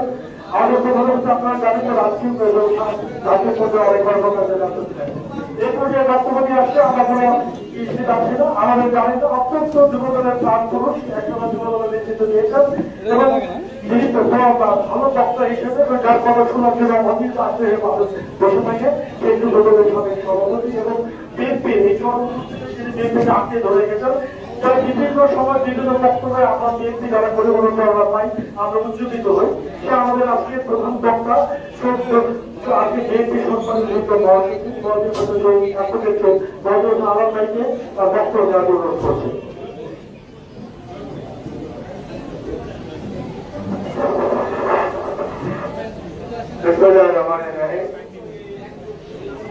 সম্মানিত সভাপতি, আজকের অনুষ্ঠানে উপস্থিত শ্রদ্ধাভাজন প্রধান অতিথি, আপনাদের এই অঞ্চলের মাটি ও মানুষের প্রাণের ঠিকানা, বাংলাদেশের জাতীয়তাবাদী রাজনীতির সঙ্গে যারা পরিচিত সবার দাদা বাবু গণেশচন্দ্র রায়, এখানে রয়েছেন জাতীয় নির্বাহী কমিটির সম্মানিত সদস্য, বিএনপি সেই জন্মলগ্ন থেকে আজ অবধি যিনি আছেন আমাদের হাজি ভাই, আছেন ঢাকা জেলা বিএনপির সম্মানিত সাধারণ সম্পাদক, অত্যন্ত প্রতিবাদী এবং তেজস্বী একজন নেত্রী দীপুন রায় চৌধুরী, উপস্থিত সর্বস্তরের প্রিয় নেতৃবৃন্দ, আসসালামু আলাইকুম। আমরা প্রথমে আপনাদের কাছে আমাদের অনিচ্ছাকৃত ত্রুটির জন্য ক্ষমা চেয়ে এসেছি। রাস্তায় আজকে প্রচন্ড রকমের প্রতিবন্ধকতার সৃষ্টি হয়েছে যানজটের কারণে। আমরা কিন্তু যথাসময় ঢাকা থেকে রওনা করেছিলাম, কিন্তু আমরা বাধ্য হয়েছি বিলম্বের মধ্যে পড়তে। তারপরও নিজেরা নেমে নেমে বিভিন্ন জায়গায় রাস্তা পরিষ্কার করে তারপরে এগিয়েছি। আমাদের সঙ্গে যারা ছিলেন তারা ট্রাফিককে বলে বলে যে কাজটা করিয়েছেন, এই জন্য এই সময় আসতে পেরেছি, না হলে তো আরো বিলম্ব হতো। প্রিয় বন্ধুরা, তার সম্পর্কে আজকে আলোচনা সভা, তারও কাজ কিন্তু এরকমই ছিল। তিনি গোটা বাংলাদেশের মানুষের রাস্তাটাকে পরিষ্কার করে দিয়ে গেছেন কিভাবে সামনে এগোতে হবে, কিভাবে কোন বিদেশি প্রভুর ট্রাফিক জ্যাম কোথায় আছে, কিভাবে কোন অতীতে সরকার একজনের ব্যবস্থা করে দিয়ে গেছিল, সেই জন্য রাজনীতিতে ট্রাফিক জ্যাম যেখানে পড়ে রয়েছে এই সবগুলো পরিষ্কার করার দায়িত্বটা জিয়াউর রহমান সাহেব দিয়েছিলেন। এবং দিয়েছিলেন বলেই আজকের এই বাংলাদেশটাকে আমরা দেখতে পাচ্ছি যে বাংলাদেশটা ৫৩ বছরের মাথায় অন্তত অর্থনৈতিক দিক থেকে একটা সমৃদ্ধ অবস্থানে এসে পৌঁছেছে। জিয়াউর রহমান সাহেবের সবচেয়ে বড় গুণ ছিল তার উদারতা এবং জাতীয়তা বোধ। আমরা আমাদের জাতীয় জীবনে কিছু দিবস অনুষ্ঠান পালন করি যেগুলো সকল বিতর্কের ঊর্ধ্বে। তার মধ্যে একটি হচ্ছে ২১শে ফেব্রুয়ারি, আন্তর্জাতিক মাতৃভাষা দিবস। এই ২১শে ফেব্রুয়ারি জিয়াউর রহমান সাহেব ১৯৭৬ সালে ২১শে ফেব্রুয়ারি পালন উপলক্ষে একটি জাতীয় কমিটি গঠন করেছিলেন উনি। মজার ব্যাপার হলো সেই কমিটিতে জাহানারা ইমাম ছিলেন, সেই কমিটিতে শাহরিয়ার কবির ছিলেন, সেই কমিটিতে মুনতাসির মামুন ছিলেন, সেই কমিটিতে রাশেদ খান মেনন ছিলেন, সেই কমিটিতে হায়দার আকবর খান রণ ছিলেন, সেই কমিটিতে কত নাম বলবো আর কত নাম বলবো বলো। সেই কমিটিতে ডান বাম মধ্যপন্থী কমিউনিস্ট যারা আছে, ইসলামপন্থী সবাইকে নিয়ে তিনি জাতীয় কমিটি করেছিলেন। তিনি আমাদের চলচ্চিত্র অঙ্গনের আমজাদ হোসেনকে সেই কমিটিতে রেখেছিলেন, খান আতাউর রহমানকে সেই কমিটিতে রেখেছিলেন, সাংবাদিক চিন্ময় মুনসুদ্দিকে সেই কমিটিতে রেখেছিলেন, রাজা ত্রিদীপ রায়কে সেই কমিটিতে রেখেছিলেন পার্বত্য চট্টগ্রামে। অর্থাৎ জাতীয় বলতে যেটা বোঝায় সে পুরা জাতিকে তিনি অন্তর্ভুক্ত করতে চেয়েছিলেন এরকম একটা জাতীয় উৎসবের মধ্য দিয়ে। সে কারণে আমি বলি যে বিএনপির যে উদারতা, সে উদারতার অগ্রযাত্রাটা এখনো মানুষের মনে আমরা একটাই আসন করে নিতে পেরেছি। এখানটাই হচ্ছে শহীদ জিয়াউর রহমানের জাতীয়তাবাদী রাজনীতির সার্থকতা, যেটা আজ পর্যন্ত আমরা উপভোগ করছি।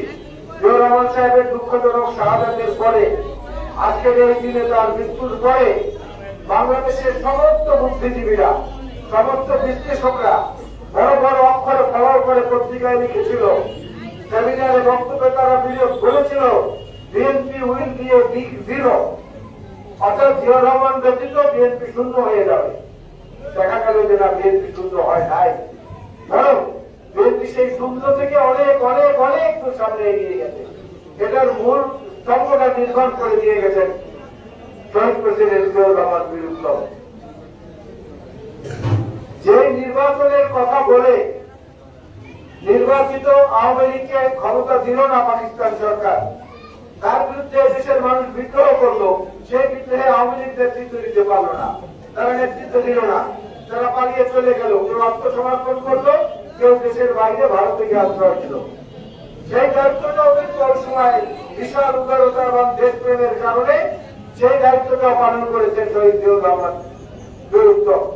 তার ঘোষণার মাধ্যমে বাংলাদেশের মানুষ জানতে পেরেছে আওয়ামী লীগের আব্দুল রজ্জাক সাহেব মরহুম, আওয়ামী লীগের একে খন্দকার, আওয়ামী লীগের তাজউদ্দিন আহমেদ সাহেব, বহু মানুষরা এই কথাটা স্বীকার করেছেন। বিভিন্ন জায়গায় বলা আছে যে তারা জিয়াউর রহমানের কর্তৃক প্রথম স্বাধীনতার ঘোষণা করেছেন, আওয়ামী লীগ সেটা মানবে না। আজকে সে ভোটের 12টা বাজিয়ে দিয়েছে আওয়ামী লীগ, তাদের পক্ষে বাংলাদেশের মানুষ লড়াই করলো, জিয়াউর রহমানের নেতৃত্বে ঘোষণা হলো, কোন দায়িত্ব আওয়ামী লীগ পালন করেনি। আওয়ামী লীগ নভেম্বরে মুক্তিযুদ্ধ করেনি, মুক্তিযুদ্ধ করেছে বাংলাদেশের সেনাবাহিনী, বাংলাদেশের পুলিশ, বাংলাদেশের ইপিআর ও সময়কার ইসলামিক রাইফেলস, আজকে যেটা পরবর্তীতে বিডিআর এবং এখন যেটা বর্ডার গার্ড এবং ছাত্র শ্রমিক জনতা। আওয়ামী লীগের কেউ এই মুক্তিযুদ্ধে ছিল না, এই কথাটা লিখতে গিয়ে একে খন্দকারকে শেখ হাসিনা মন্ত্রিসভা থেকে সরিয়ে দিয়েছে। এই কথা লেখার কারণে, এই কথা বলার কারণে তাজউদ্দিনকে শেখ মুজিব মন্ত্রিসভা থেকে সরিয়ে দিয়েছিল।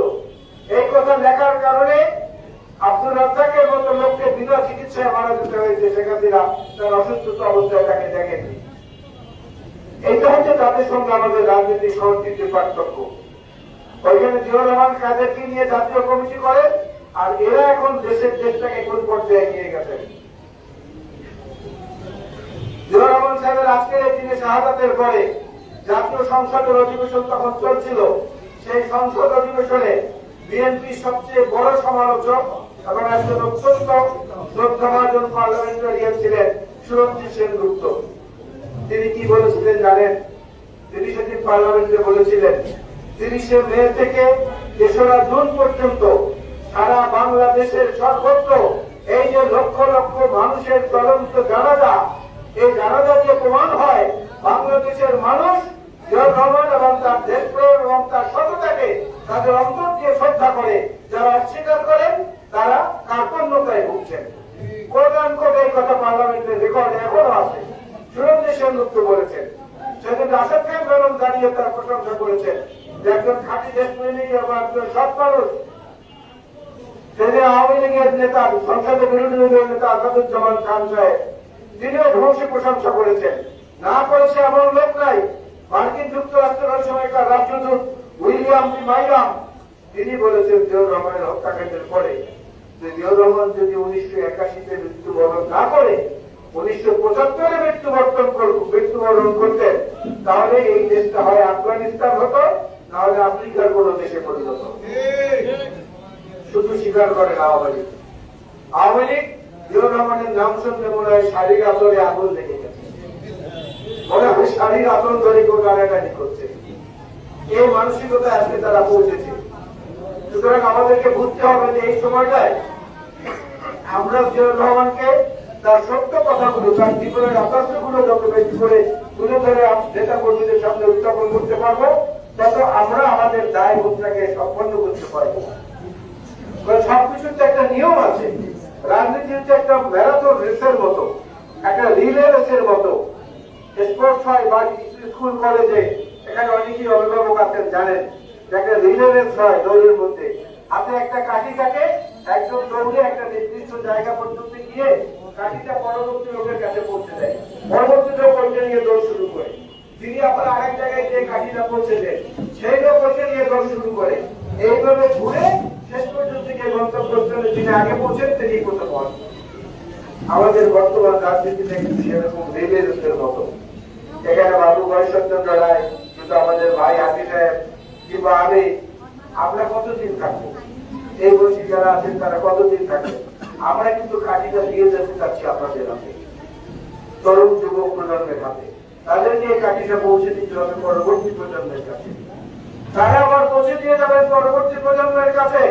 তাহলে বাংলাদেশের সম্মান মর্যাদা রক্ষার জন্য যে লোকটির জীবন দিয়েছেন, প্রাণ দিয়েছেন, তিনি সেই যেখানেই অবস্থান করেন, পরকালে যেখানে যে অবস্থানেই থাকেন, তার আত্মা যদি কিছুটা শান্তি পাবে এবং সে সৎকায় জারিয়া সহজটা জিয়াউর রহমান সাহেবের খবরে পৌঁছবে। আজকে দীর্ঘ সময় ধরে আপনারা অপেক্ষা করছেন, আমি আমার বক্তব্য বাড়াবো না, শুধু আর অল্প কিছু সময় এই কথাগুলো বলে যেতে চাই। রাজ্য অসমাপ্ত কাজগুলো ছিল, যে কাজগুলো কিন্তু পরবর্তীতে আরো বিস্তৃত করে তৃণমূল পর্যন্ত পৌঁছিয়েছেন বেগম খালেদা জিয়া। আজকে যে সরকার বড় বড় কথা বলে, উন্নয়ন হয়েছে, মাথা পিছু আয় বেড়েছে, বাংলাদেশ স্বাধীন হয়েছে 1971 16 ডিসেম্বর, 1971 দোসরা ডিসেম্বর স্বাধীন হয়েছে কাতার, 1971 18 ডিসেম্বর স্বাধীন হয়েছে বাহরাইন, 1971 21 ডিসেম্বর স্বাধীন হয়েছে সংযুক্ত আরব আমিরাত। আজকে কাতারের লোকের মাথা পিছু ইনকাম হচ্ছে $1,27,000। আমাদের কত? একই দিনে দেশ স্বাধীন হয়েছে, কাতারও হয়েছে, আমরা হয়েছি। আমরা যুদ্ধ করে হয়েছি, তারা যুদ্ধ না করে হয়েছে। বড় বড় কথা বলে, সিঙ্গাপুরের চেয়ে আমরা উন্নয়ন বেশি করেছি। সিঙ্গাপুরে শুধুমাত্র একটা bank, Singapore national development bank, এই ব্যাংকে সর্বনিম্ন ক্যাপিটাল যেটা সেটা হচ্ছে $337 বিলিয়ন, 336 বিলিয়ন $। আর বাংলাদেশের যত সরকারি বেসরকারি ব্যাংক আছে সবগুলো মিলিয়ে তাদের পুঁজি হচ্ছে এখন $110 বিলিয়ন। আপনাকে বলে আমরা সিঙ্গাপুরকে ছাড়িয়ে যা মন চায় সেই সব বোগাস কথাবার্তা বলে মানুষকে বিভ্রান্ত করার চেষ্টা করছে। নারী শিক্ষা এদেশে প্রচলন করেছেন বেগম খালেদা জিয়া। মুক্তিযুদ্ধের কথা বলতে বলতে বেউস হয়ে যায় আওয়ামী লীগ। এই মুক্তিযুদ্ধ মন্ত্রণালয় করা লাগছে বেগম খালেদা জিয়া। এত মুক্তিযুদ্ধের লড়াই করেন, আপনারা কেন করলেন না? স্বাধীনতার পর তো আপনারাই দায়িত্ব ছিলেন। আজকে বাংলাদেশের অর্থনীতির মূল যে ভিত, রেমিটেন্স, প্রবাসীদের আয়, সে প্রবাসী কল্যাণ মন্ত্রণালয় করেছেন বেগম খালেদা জিয়া। আজকে যুবকদের যে উন্নতি, সেই যুব মন্ত্রণালয় করেছেন শহীদ জিয়াউর রহমান। বিজ্ঞান ও প্রযুক্তি বিষয়ক মন্ত্রণালয় করেছেন শহীদ জিয়াউর রহমান নিযুক্ত। অনেকে ভুলে গেছেন সেই ইতিহাস। বিএনপি 2001 থেকে 6 যখন দেশ পরিচালনা করেছে, তখন থানা পর্যায়ে পর্যন্ত আমরা টেলিফোন এক্সচেঞ্জ গুলিকে ডিজিটাল টেলিফোন এক্সচেঞ্জ করেছিলাম। আজকে সরকার ডিজিটালের বাহাদুরি করে সব জায়গায় অন্যের কৃতিত্ব ছিনতাই করার নাম যে সংগঠন, সেই সংগঠন চলছে বাংলাদেশ আওয়ামী লীগ। সব জায়গায় অন্যের সম্পদ কেড়ে নিয়ে নিজেদেরকে ধনী বানানো যে ব্যক্তিগুলো, সেই ব্যক্তিগুলো হচ্ছে ওই দলের ছায়াতলে আছে। সুতরাং এদের থেকে আমরা যে আলাদা, আমাদের কর্মকাণ্ডের মাধ্যমে সেটা প্রমাণ করতে হবে। আজকে যিনি কমান্ডারের দায়িত্ব পালন করতে চান তারেক রহমান, তার দেশে একটা বন্ধ করে দেওয়া হয়েছে। অসত্য, ভুয়া মামলা, প্রমাণবিহীন মামলার অভিযোগে তাকে বিদেশে থাকতে বাধ্য করা হচ্ছে। যে বিচারক তারেক রহমানকে খালাস দিয়েছিলেন, তাকে বেকসুর খালাস দিয়েছিলেন, সেই বিচারককে দেশ ছাড়া করা হয়েছে আজকে 15 বছর আগে। তাকে দেশে ফিরতে দেওয়া হচ্ছে না, তার গোটা পরিবার দেশ থেকে চলে গেছে জীবন বাঁচানোর তাগিদে। এই ধরনের বিচার ব্যবস্থার মাধ্যমে বেগম খালেদা জিয়াকে সাজা দেওয়া হয়, এই ধরনের বিচার ব্যবস্থার মাধ্যমে আমাদের নেতা কর্মীদেরকে সাজা দেওয়া হয়। সুতরাং বুঝতে হবে আমাদের চলার পথটা অত মসৃণ নয়, বরং অনেক কঠিন, অনেক বিপদ সংকুল। সেইভাবে নিজেদেরকে প্রস্তুত করে আমাদের সামনে এগোতে হবে। আমাদেরকে প্রমাণ করতে হবে জিয়াউর রহমান সাহেব যেভাবে চরিত্রগতভাবে ছিলেন অতি সাধারণ, কিন্তু মানব সভায় ছিলেন অসাধারণ, দেশপ্রেমী ছিলেন অসাধারণ, সততায় ছিলেন অসাধারণ। এই জিনিসগুলো আমাদের মধ্যে যদি আমরা ধারণ করতে পারি, তাহলেই তার নামে যত অনুষ্ঠান মানে আমরা করছি এগুলো একটা সার্থকতা পাবে। একটা কথা বলে শেষ করতে চাই, স্মরণ করার মধ্যে যেন আমরা সীমাবদ্ধ না থাকি। স্মরণ করা এবং ধারণ করা দুটো কিন্তু আলাদা জিনিস। সরল একটা ছবিটালিও আপনি করতে পারেন। আর ধারণ করাটা হলো ছবিটা এই জায়গায় বাধাই করে রাখা, হৃদয়ের মধ্যে বাধাই করে রাখা চিরস্থায়ী ভাবে। দর্শকরা প্রায় বলেন না যে কাগজে লিখোটা নাম বাংলাদেশের গান, ওই ক্ষেত্রে যেতে হবে। হৃদয়ের মধ্যে ধারণ যদি করি জিয়াউর রহমানকে, তাহলে স্মরণ করার চেয়ে অনেক বেশি দায়িত্ব পালন করা হবে। আমরা যেন তাকে শুধু স্মরণ না করে ধারণ করি সারা জীবনের জন্য। এটা আজকের এই আলোচনা সবার উপর শ্রুতিবদ্ধ হোক। আপনাদের সবাইকে ধন্যবাদ। আবারও বিলম্বের জন্য ক্ষমা প্রার্থনা করে আল্লাহ হাফেজ। বাংলাদেশ জিন্দাবাদ, বাংলাদেশ জাতীয়তাবাদী দল বিএনপি জিন্দাবাদ, শহীদ জিয়া বিরুদ্ধে অমর হোক, দেশনেত্রী বেগম খালেদা জিয়া জিন্দাবাদ, জনাব তারেক রহমান জিন্দাবাদ। আসসালামু আলাইকুম। ধন্যবাদ আমাদেরকে।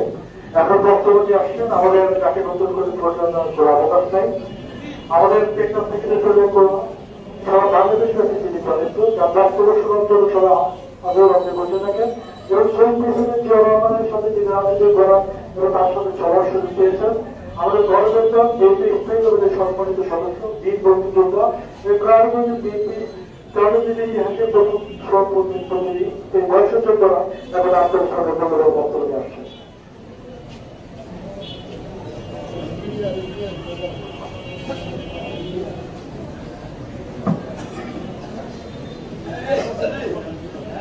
মহান স্বাধীনতার যোদ্ধা শহীদ রাষ্ট্রপতি জিয়াউর রহমানের চতুর্থ আসলে শাহাদাত বার্ষিকীতে তার জীবনের সাথে আলোচনা, সেই আলোচনা সভার আঞ্চলিক সভার সভাপতি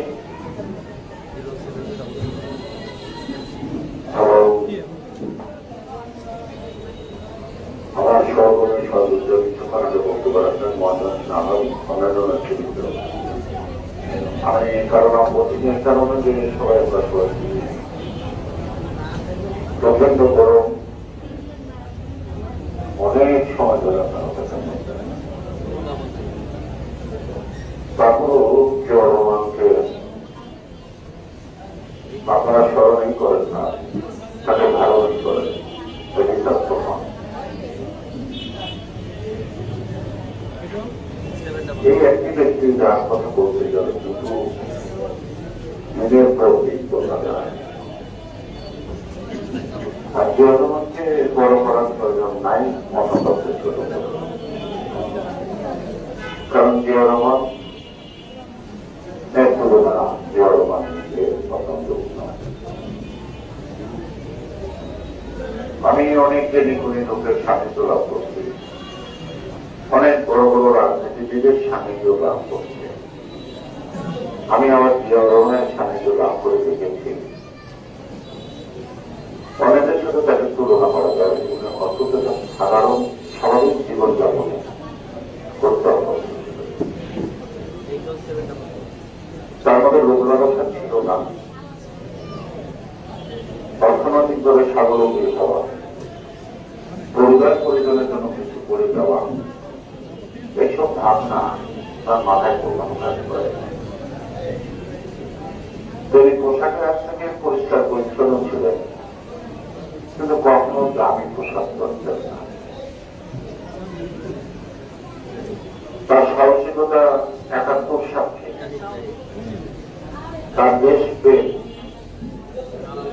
জনগণের কাছে প্রমাণিত হচ্ছে তার যুদ্ধ।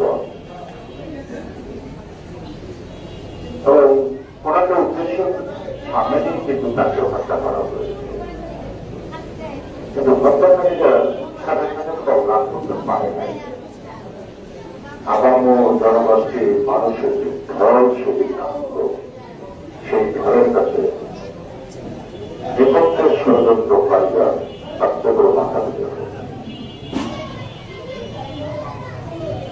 জিয়াউর রহমান রাষ্ট্রপতি ছিলেন, এটা একটা কথা, কিন্তু রাষ্ট্রবিজ্ঞানের একটা শব্দ আছে, টেস্ট নাই। জিয়াউর রহমানের নামটা রাষ্ট্রপতি লিখতে ছোট করে জিয়াউর রহমান ছিলেন টেস্ট নাই। কোন দেশের জনগোষ্ঠীকে তিনি ভারত বলতে সকলের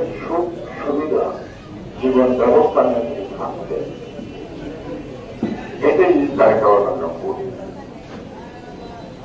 এই যে মাঝে মাঝে কথাটা বলছে যে 21শে ফেব্রুয়ারি জাতীয় কমিটি যাদেরকে নিয়ে যারা করছে তাদেরকে সেদিন তিনি সম্মানিত করছেন। এই দিবস থেকে দিবসের সাথে জড়িত যে সকল রাজনীতিবিদদের তারা আজকে জিয়া রহমানের মধ্যে দুটা মন্দ কথা না বলে মনে হয় তাদের খরচ চেষ্টা করতে না। আমার তাদের কথা তাই মনে হয় জিয়া রহমান কিন্তু 21শে পদক্ষেপ চালু করে। 21শে ফেব্রুয়ারিকে আমাদের জাতীয় জীবনের একটি উল্লেখিত দিন, পৃথিবীর বিশ্বের সাথে তুলনা করা যায় না কোন দেশের সাথে। আমরা সাথে রাজি মাতৃভাষায় কথা বলার জন্য আমাদেরকে জীবন বিসর্জন দিতে হয়েছে। এটা কিন্তু ভেরি এক্সেপশনাল একটা হিস্ট্রি যে মাতৃভাষায় কথা বলার জন্য জীবন দিতে হয়েছে। আমার বয়স তখন 5 বছর। আমি বিকালবেলা থেকে মা খুব মরা মাকে জিজ্ঞেস করছি মা তুমি মনটা খারাপ কেন? বারবার তাকে ঢাকাচ্ছি কিছু কথা বলছে না। অনেকক্ষণ পরে ঘন্টা ছেড়ে অবস্থাও ভালো না কি হচ্ছে এত দেড় পারালো এর বেশি তো দেখছিস না। তবে ঢাকায় গুলি করে ছাত্রদের হত্যা করা হয়েছে। কথা বলার সাথে সাথে আমি মায়ের বলে বসে কান্না শুরু করলাম যে আমি করে যাবো না কেন তুমি ছাত্র মায়ের আমার তখন আমার মাথায় হাতে মা বলছিল বাবা তুই আপনার ভূমিকা পরে মিশনে হঠাৎ পরে বুঝলাম সেদিন ছিল 21শে ফেব্রুয়ারি ঢাকায়। আমি তো আমরা সেদিন বলছো জিজ্ঞেস করবে কেন আপনার সেটা অবস্থা ভালো না। এখনো বোধহয় মানুষ বলে দেশের অবস্থা ভালো না, দলের অবস্থা ভালো, দলের অবস্থা ভালো, সেটা আমি বলছি না, কিন্তু দেশের অবস্থা তো ভালো না। এটা আবার যুদ্ধ বৈচিত্র ধর্ম বর্ণ নির্বিশেষে সকলের কাছে কিন্তু একটা এখন ভাবনার বিষয় দেশের অবস্থাটা ভালো না। জনগণের ভালো মতো বেশি কথা বলতে জনগণ দেখো জেলার মধ্যে আসে 14 ফেব্রুয়ারি 1979 সাল 14 ফেব্রুয়ারি চুনকুটিয়া মাঠে আছে। চুনকুটিয়া গাছ স্কুল তখন চারিদিক খোলা ছিল, আশেপাশে এত বাংলাদেশের ছিল না। মঞ্চের দিকে সোজা দেখা যায় খালেদ মশরফের শ্বশুর বাড়ি একতলা থেকে, অর্থাৎ চুনকুটিয়া যে নজরুল নতুন থেকে আসেন না ঢাকায় থাকেন মরাদের বাড়ি, অর্থাৎ খালেদ মশরফ দেখুন বলে যাবে। এবং এই বিপুল কিন্তু আবার আমাদের ছেলে না আবার রাখেন না, আমাদের ছোট বোঝেন কোন কারণে নিজে অভিযোগ করেন করেন সেই খোলা মাঠের মধ্যে তিনি আপনাদের সামনে বক্তব্য দিয়েছিলেন। নিশ্চিত মনে আছে এই মাঠে তো ঐতিহাসিক হয়ে গেছে, এই মাঠে খালেদের গিয়ে বক্তব্য রাখছে। এই মাঠটা যারা তারেক রহমান বক্তব্য করেছিলেন এখন পরে বলেন তো অন্যরকম, কিন্তু তখন ছিল মাঠ জনগণ এই এখন যেটা গুবরাঘাট এখান থেকে নেমে পাল্টেছে এই প্রশ্ন করেছেন। এসবের মধ্যে বলছেন যে প্রাপ্তির নিচে অন্ধকার, আমি যারা মধ্যে না আসলে বুঝতে পারতাম না। সকলের পাশে এমনি অন্য পালাগার মতো মানুষ বসবাস করে। তিনি মুখস্থ বলে গেলেন আমরা কেউ কিছু চাবো, আমাকে বলবো একটা বিমান চালক বিমান তৈরি করে। আমি তাকে পুস্তক দিলাম, দেওয়ার পরে বলবো বলবো যে আপনারা চাইতে পারেন আপনারা পাইবেন। উনি কয়েকশো বারে বলেছেন বিপুজাত মাইন হয়েছে অপমান থেকে কোথায় চলতেছে তখন নির্বাচনে একের পর এক সমস্ত কতগুলি তিনি ঘোষণা দিয়েছিলেন এবং তিনি ঘোষণা দিয়েছিলেন আজ থেকে কেরানীগঞ্জ আমার থানা মনে আছে এই যে আজকে যে অফিস এদের রাস্তা খাবো বড় বড় পাটের নম্বর জলবায়ু সর্বপ্রথম এই খালকে ভরাট করে এই যে খালের যে বারবার জিনিসটাকে করছে এবং আজকে যে জিনিসটা ডেভেলপমেন্ট এটা জিয়া রহমানের দূরদর্শিতা জিয়া রহমান এসেছিলেন তারানগর মাঠে হাত ধরা জিয়া রহমান মাত্র একটা দেশের রাষ্ট্রপতি কেরানীগঞ্জের আসছেন 8 বার তিনি ভিত্তিপ্রস্তর স্থাপন করবেন বাবুরবাজার কেরানীগঞ্জ এবং ঢাকার সাথে স্থাপন করা এর সাথে সেটা প্রত্যাহার করে নিজের অভ্যস্ত না না 1985 সালের 5ই নভেম্বর বেগম খালেদা জিয়ার আগমন ঘটল গুলশান সিনেমার পাশে উন্মুক্ত আগানগর মাঠে। আমার একটা ইচ্ছা হতো যে জিয়ার মাডামকে আমি নৌকায় পার করবো না। এখানে এই ওয়ার্ডের প্রেসিডেন্ট ছিল রশিদ ভাই পাশের ব্যবসা তিনি বললেন দাদা খালেদাকে নৌকায় ঢোকে আমি কি করবো আমি রাজ্যে সাঁকু বানাবো পুরুষ বানাবো আমার কয়েকটা দড়ির টাকাতে মানে রশিদ টাকাতে 5,000 টাকা লাগলো রশিদ দিতে হয়তো আজকের মতো এই চোখ নাই তখনও ভিডিও বেরোচ্ছে 2,500 টাকা চাইলেও ভিডিও করেছে আমি 2,500 টাকা দিতে পারলাম না সে কারণে সেটা ধারণ করতে পারি এবং খালেদা জিয়া বাবুর বাজার থেকে ঢাকানগর কার্পেটের উপর দিয়ে পায়ে থেকে আসছে সত্যও পারে নাই যে না এটা একটা কল্পনীয় সাধনা মানুষ বলেছে জীবনে সেগুলো দেখাইছে জীবনের এবং কেরানীগঞ্জের মানুষ কতটুকু উপস্থিত ছিল তার চেয়ে বেশি ছিল ঢাকার মানুষ। ম্যাডাম যখন ওখানে রওনা দিলেন ঢাকার লোকগুলি মিছিল করে এই বাসের ব্রিজের উপর আসলেন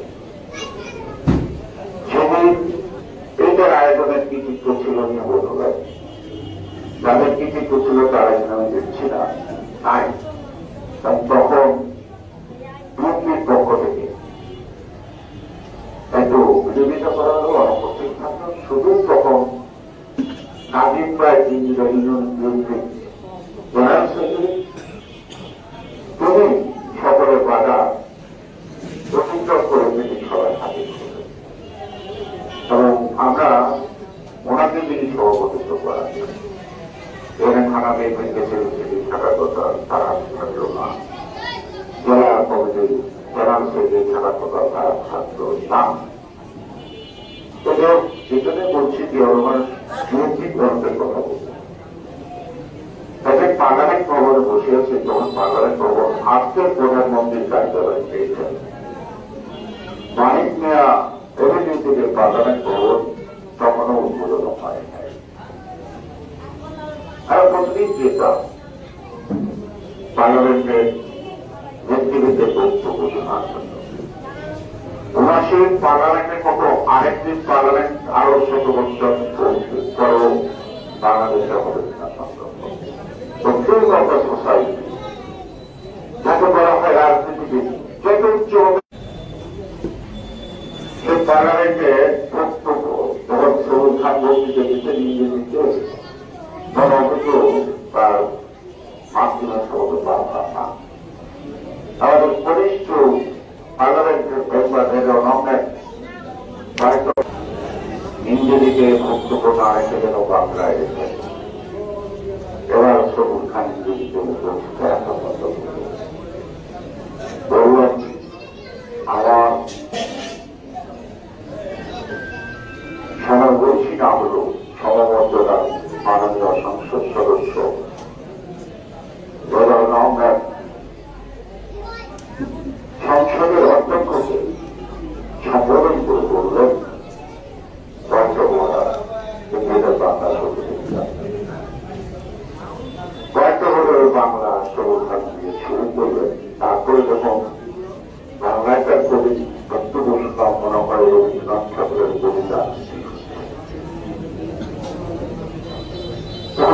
রহমান চৌধুরী, আসাদুজ্জামান খান, আতাউর রহমান খান সেই দাদা দাদা সংসদ যখন আলাপ হতো এটা না শোনা আমার থাকতে পারতাম না। তাই ওখানে শুনতাম সাধারণ দুজনের কাছে আসলো সংসদ ভবনে সকল মন্দিরের ছোট্ট চলক থাকে আমাদের যুবমন্ত্রী আবুল কাসেমের ঘুমে থেকে যখন আসলো এখনই রওনা দেবে সামনে করে আমরা জনারসে একসঙ্গে বললাম। তার মধ্যে একজন নাই এখন আমাদের সর্বত্র জনাব সাহেবের মতো সাধারণ সম্পাদক যে দোষা উনি একটা গোলগোলা খালি পায়খানি আমাদের কেউ হাত ছেড়ে বসেন। আমি আত্মভ্রমণে যাবো না তাদের সন্দেহতায় গঠিত করে দিই ভাবছিলাম যে আজকে আমি একটু নিব বুঝলাম নিব এখনকার পরিস্থিতি তো আমার ভালো লাগছে না এত সে বুঝলাম তাহলে আমি এখন কেউ সময়টা কাটাবো তার জন্য আপনাদের কাছে গল্প করবো আমাদের সময় এখন তো ভগবানে যাওয়া যাবে না অনেক আগে ছুটি আমি তিনি বললেন কর্মের মধ্যেই বোধ ইসলাম, কর্মের মধ্যে বোধ প্রশান্তি, কর্মের মধ্যে বোধ আনন্দ, কর্মহীন জীবনটা আমরা চাই।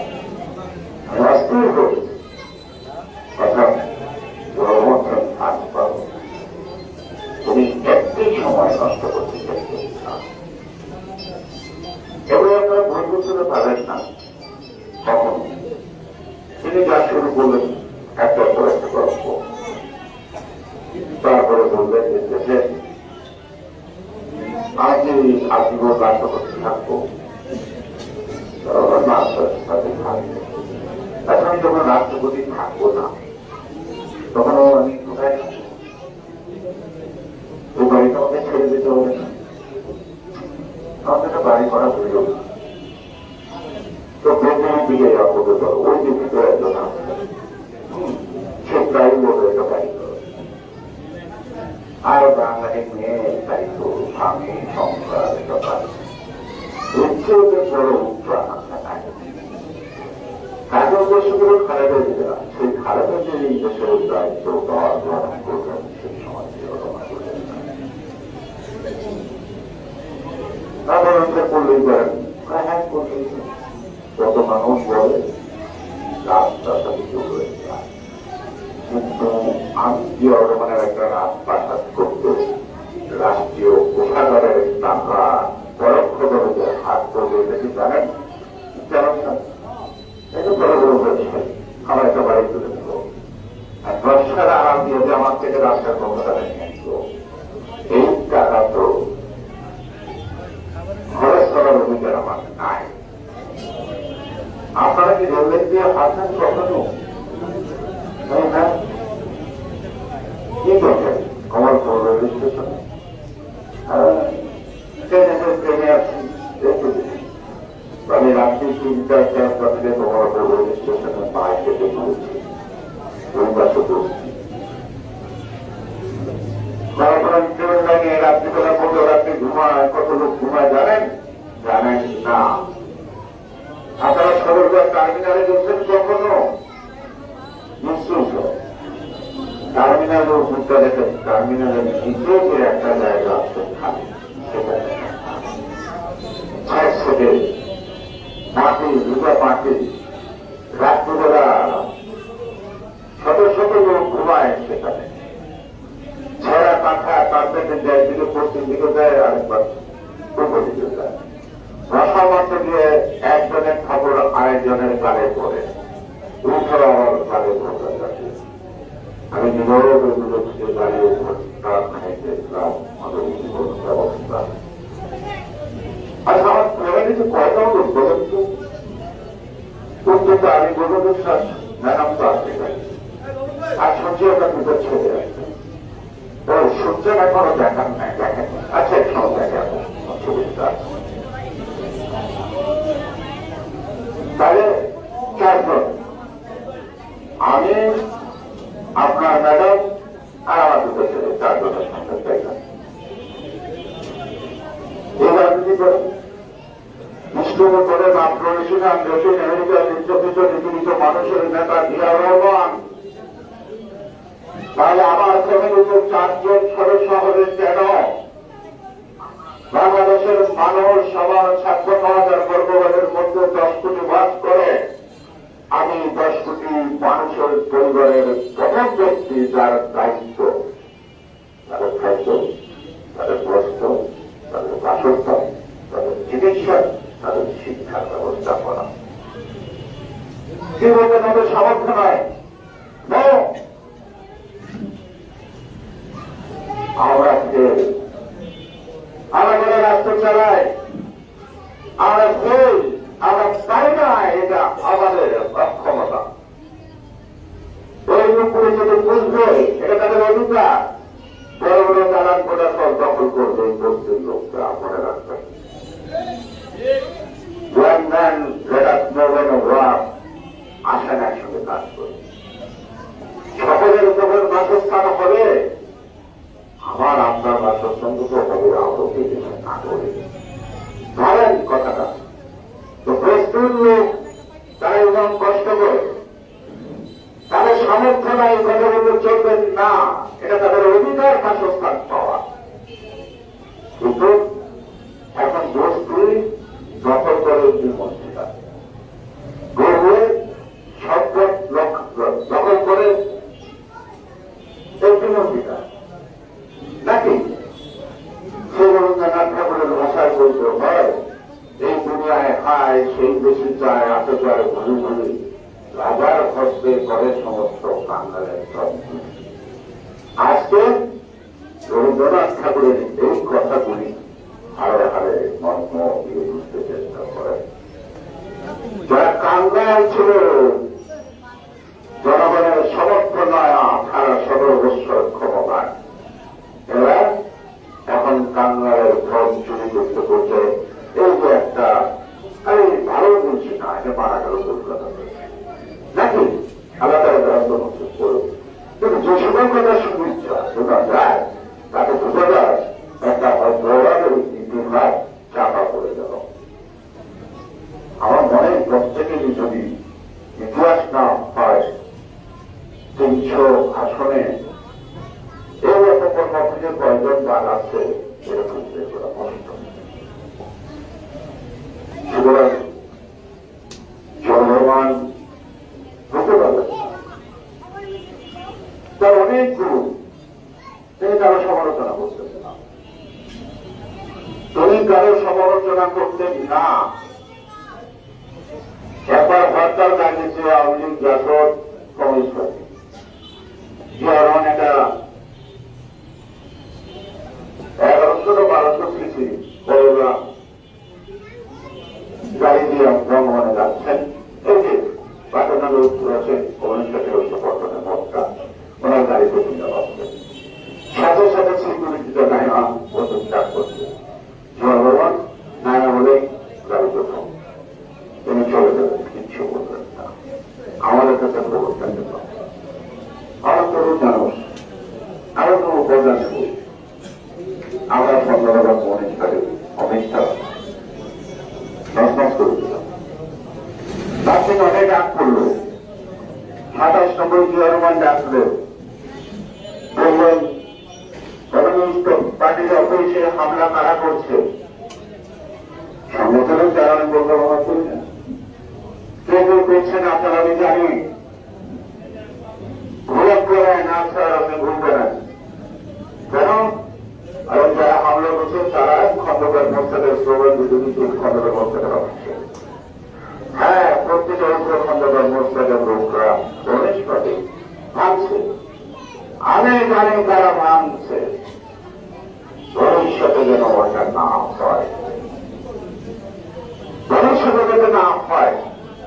অনেক কথা ব্যক্তি জীবন সততা ব্যক্তিত্ব বলবেন অগ্রগতি জীবন ব্যবস্থা আকার প্রত্যেকটা মানুষের জীবনের যতগুলি স্থান আছে প্রত্যেকটা উজ্জ্বল মানে তার সমান।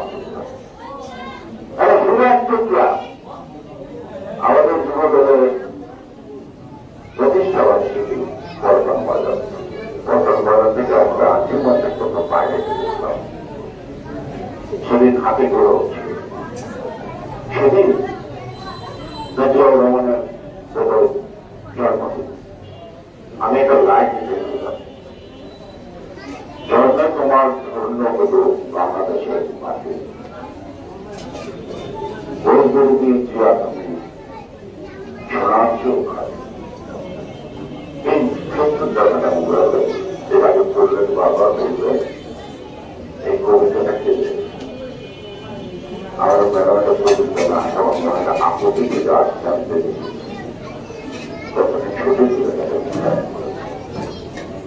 সেজন্যই আপনি জনগণের রাজনীতি যদি করেন, জনগণের আদর্শ যদি আপনি ধারণ করেন, আমাদের কোথায় জনগণ আমাদের পাশে থাকুন। জিয়া জনগণের কথা ভাবতেন, জিয়া জনগণের কথা বলতেন, জিয়া যুবকের কথা বলতেন। জিয়া একটা কর্মচঞ্চল বাংলাদেশ 3.5 বছর দেখা গেছে। হাঁটতে হাঁটতে হাঁটতে কিষানি জমিতে কাজ করে তাদের সাথে হাত করছে। প্রথম যখন শুরু করে প্রক্রিয়া আমাদেরকে যারা অবরোধ জনগণ কাছে হোসেনপুর যাবেন করছেন। আমরা একদিন যাত্রীবেলা গাড়ি নিয়ে প্রতিদিন থাকলাম। সকাল 10টায় গিয়ে রহমান গেলেন, একটা প্রাইমারি স্কুল দিলেন, নেমে বললেন আপনারা একটু বসেন, আমি কাপড়টা চেঞ্জ করেছি। কাপড়টা মানে তিনি একটা হালকা ব্লু কালারের জিন্স প্যান্ট আর একটা শার্ট মানে সাফারি করে স্ন্যাপ করে হাঁটা শুরু করলেন।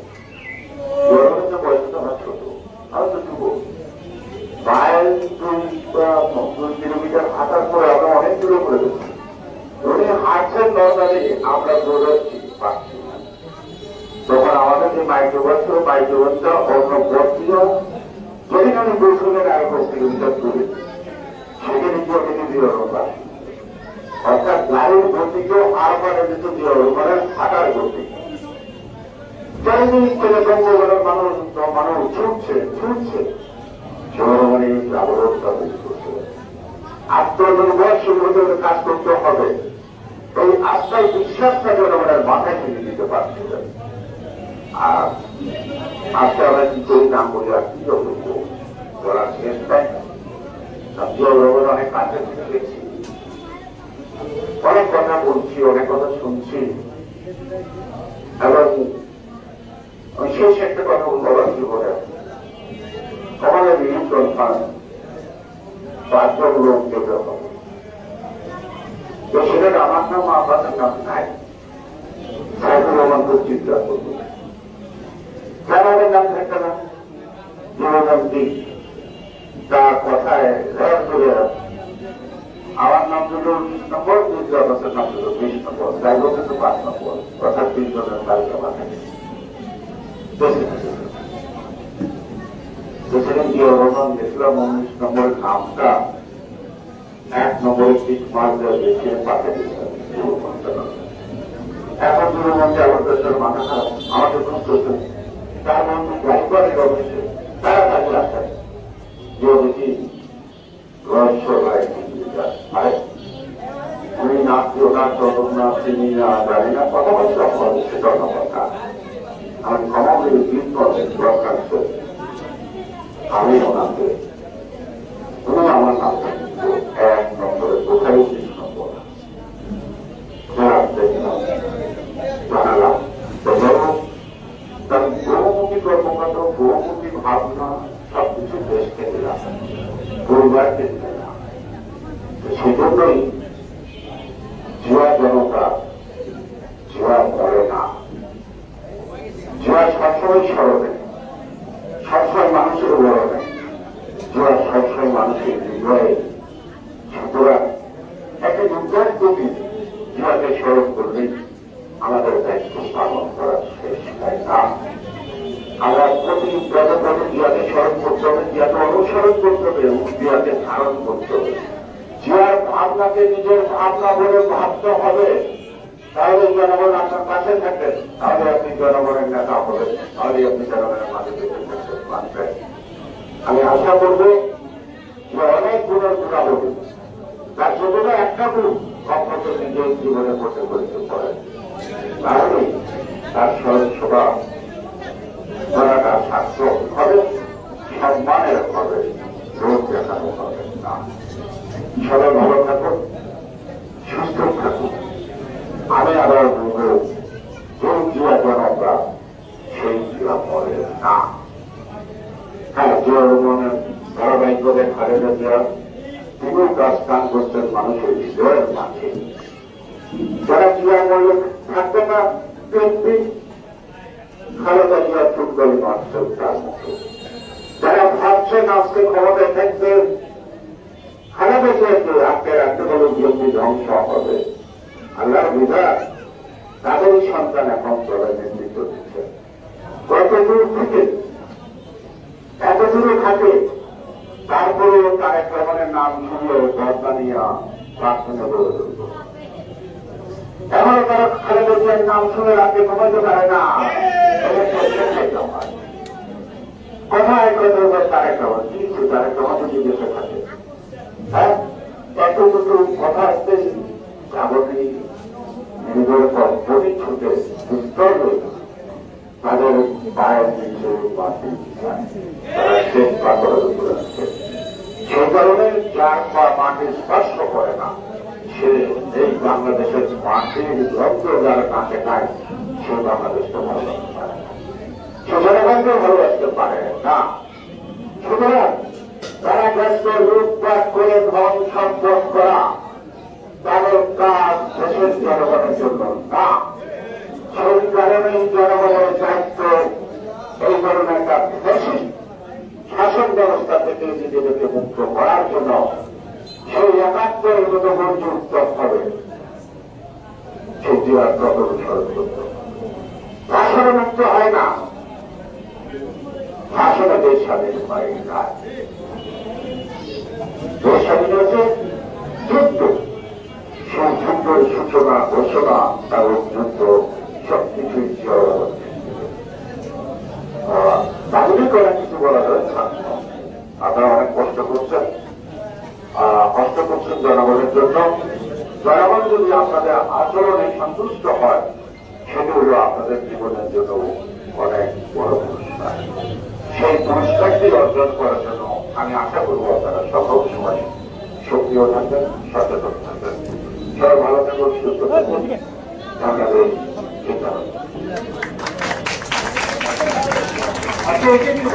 আমরা আজকে এখন আমাদের আপনার বাংলার সামনে করে পরিচালনা করবেন আপনাকে সভাপতি নির্বাহী কমিটির সম্মানিত ভাইকে পরিচালনা করার জন্য করছি। পরিচালনার মাধ্যমে আমাদের পুরস্কার সভাপতি পরিবর্তন করে শেষ কথা করছি।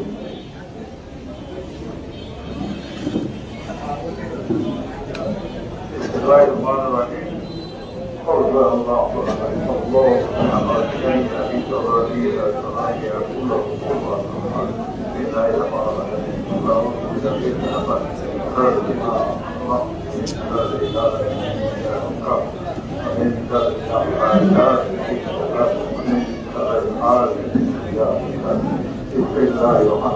أعوذ برب الناس ملك الناس إله الناس من شر الوسواس الخناس الذي يوسوس في صدور الناس من الجنة والناس أسأل الله ورحمته اللهم آمين ربنا آتنا في الدنيا حسنة وفي الآخرة حسنة وقنا عذاب النار ربنا لا تزغ قلوبنا بعد إذ هديتنا وهب لنا من لدنك رحمة إنك أنت الوهاب رب ارحمهما كما ربياني صغيرا رب ارحمهما كما ربياني صغيرا يا الله আজকে ইফতারি করতে আগে আমাদের স্বাধীন যত শরীর নষ্ট হয়েছে আমার লোকটাকে উনি সঠিক পেয়েছেন আল্লাহ তাকে তুমি বেশটা চেক করো জান্নাতুল ফেরদৌস দান করো سبحانك ربك رب العزة عما يصفون وسلام على المرسلين والحمد لله رب العالمين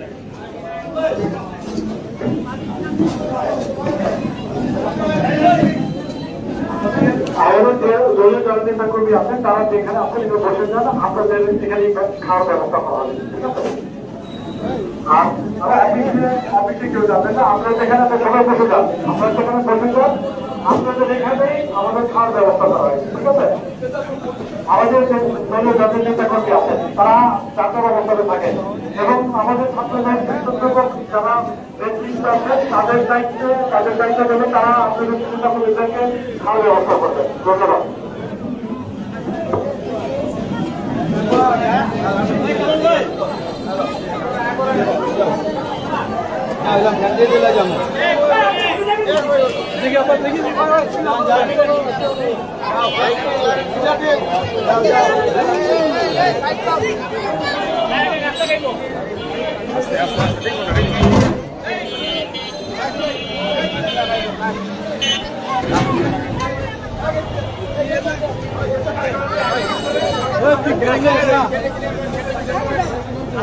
বাবা তোমার এটা দিবে ধরো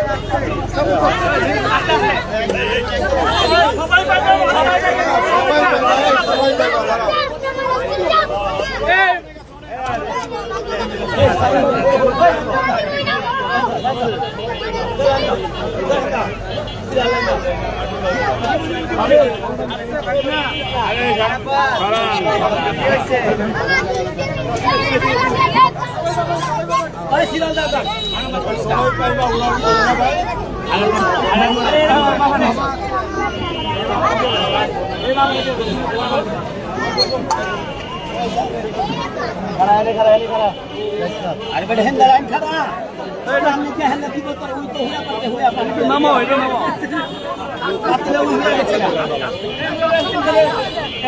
এই তোমরা হন্ডা যাও হন্ডা ওই হন্ডা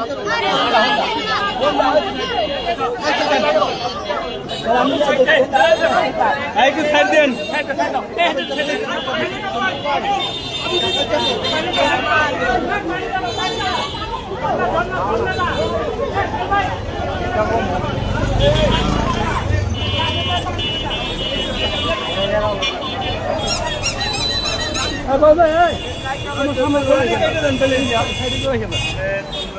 ভাই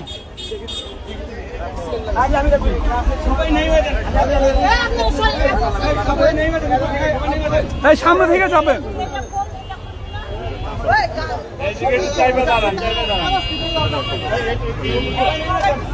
আপনার চাপেন চাপেন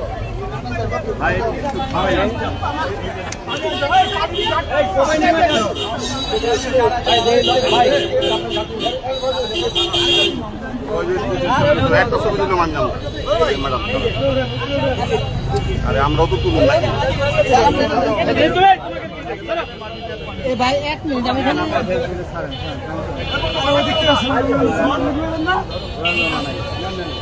নিউজ অলরেডি কইরা দিছি আপনাদের ভাই এই এটা বন্ধ আছে আগে এই সাদা পাঞ্জাবি পরে আপনি যাবেন এই গাছটা পরে দেন এই গাছটা সরান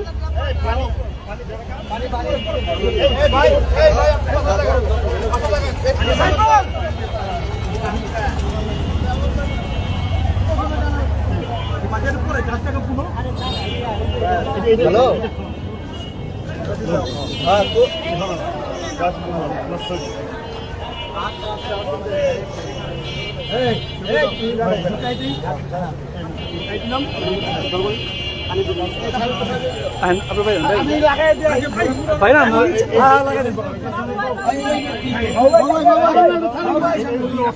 ভাই একটু চাইবেন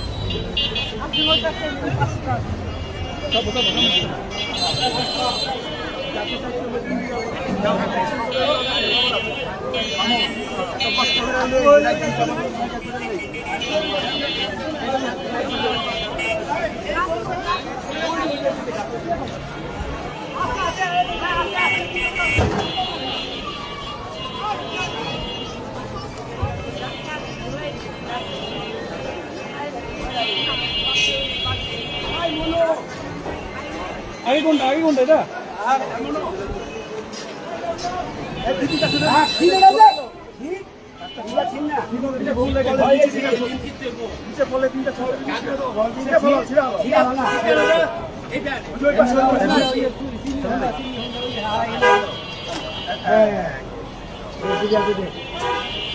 এদিক থেকে চাইপা সবাই চাপন এদিক থেকে মনু ভাই একটু চাইলেন দিদি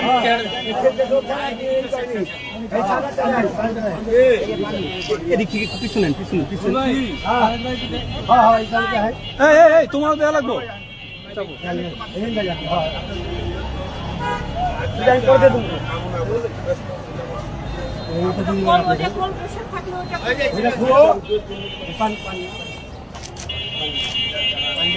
আপনারা খুলে আছে বাজান ভাই মনু ভাই চাইবেন দিদি দেন আর সিনিয়র গো দেন পানি দিব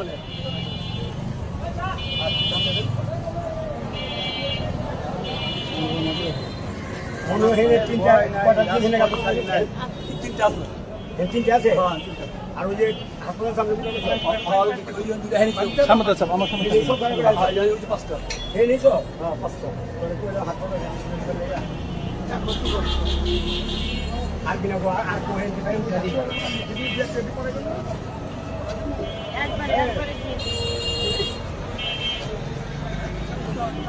মনু ভাই চাইবেন আপনি চাইবেন মনু ভাই চাইবেন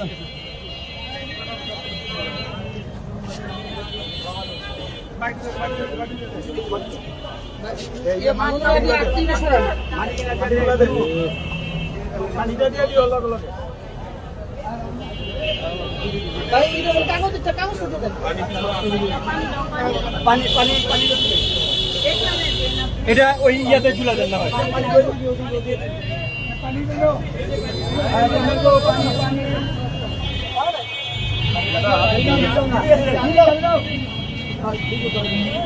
চল ভাই ইয়াটা কাটটা একটু ঘুরাই দেন ইয়াটা ভালো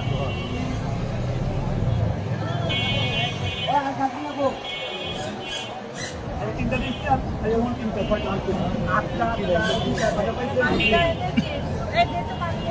8টা হ্যাঁ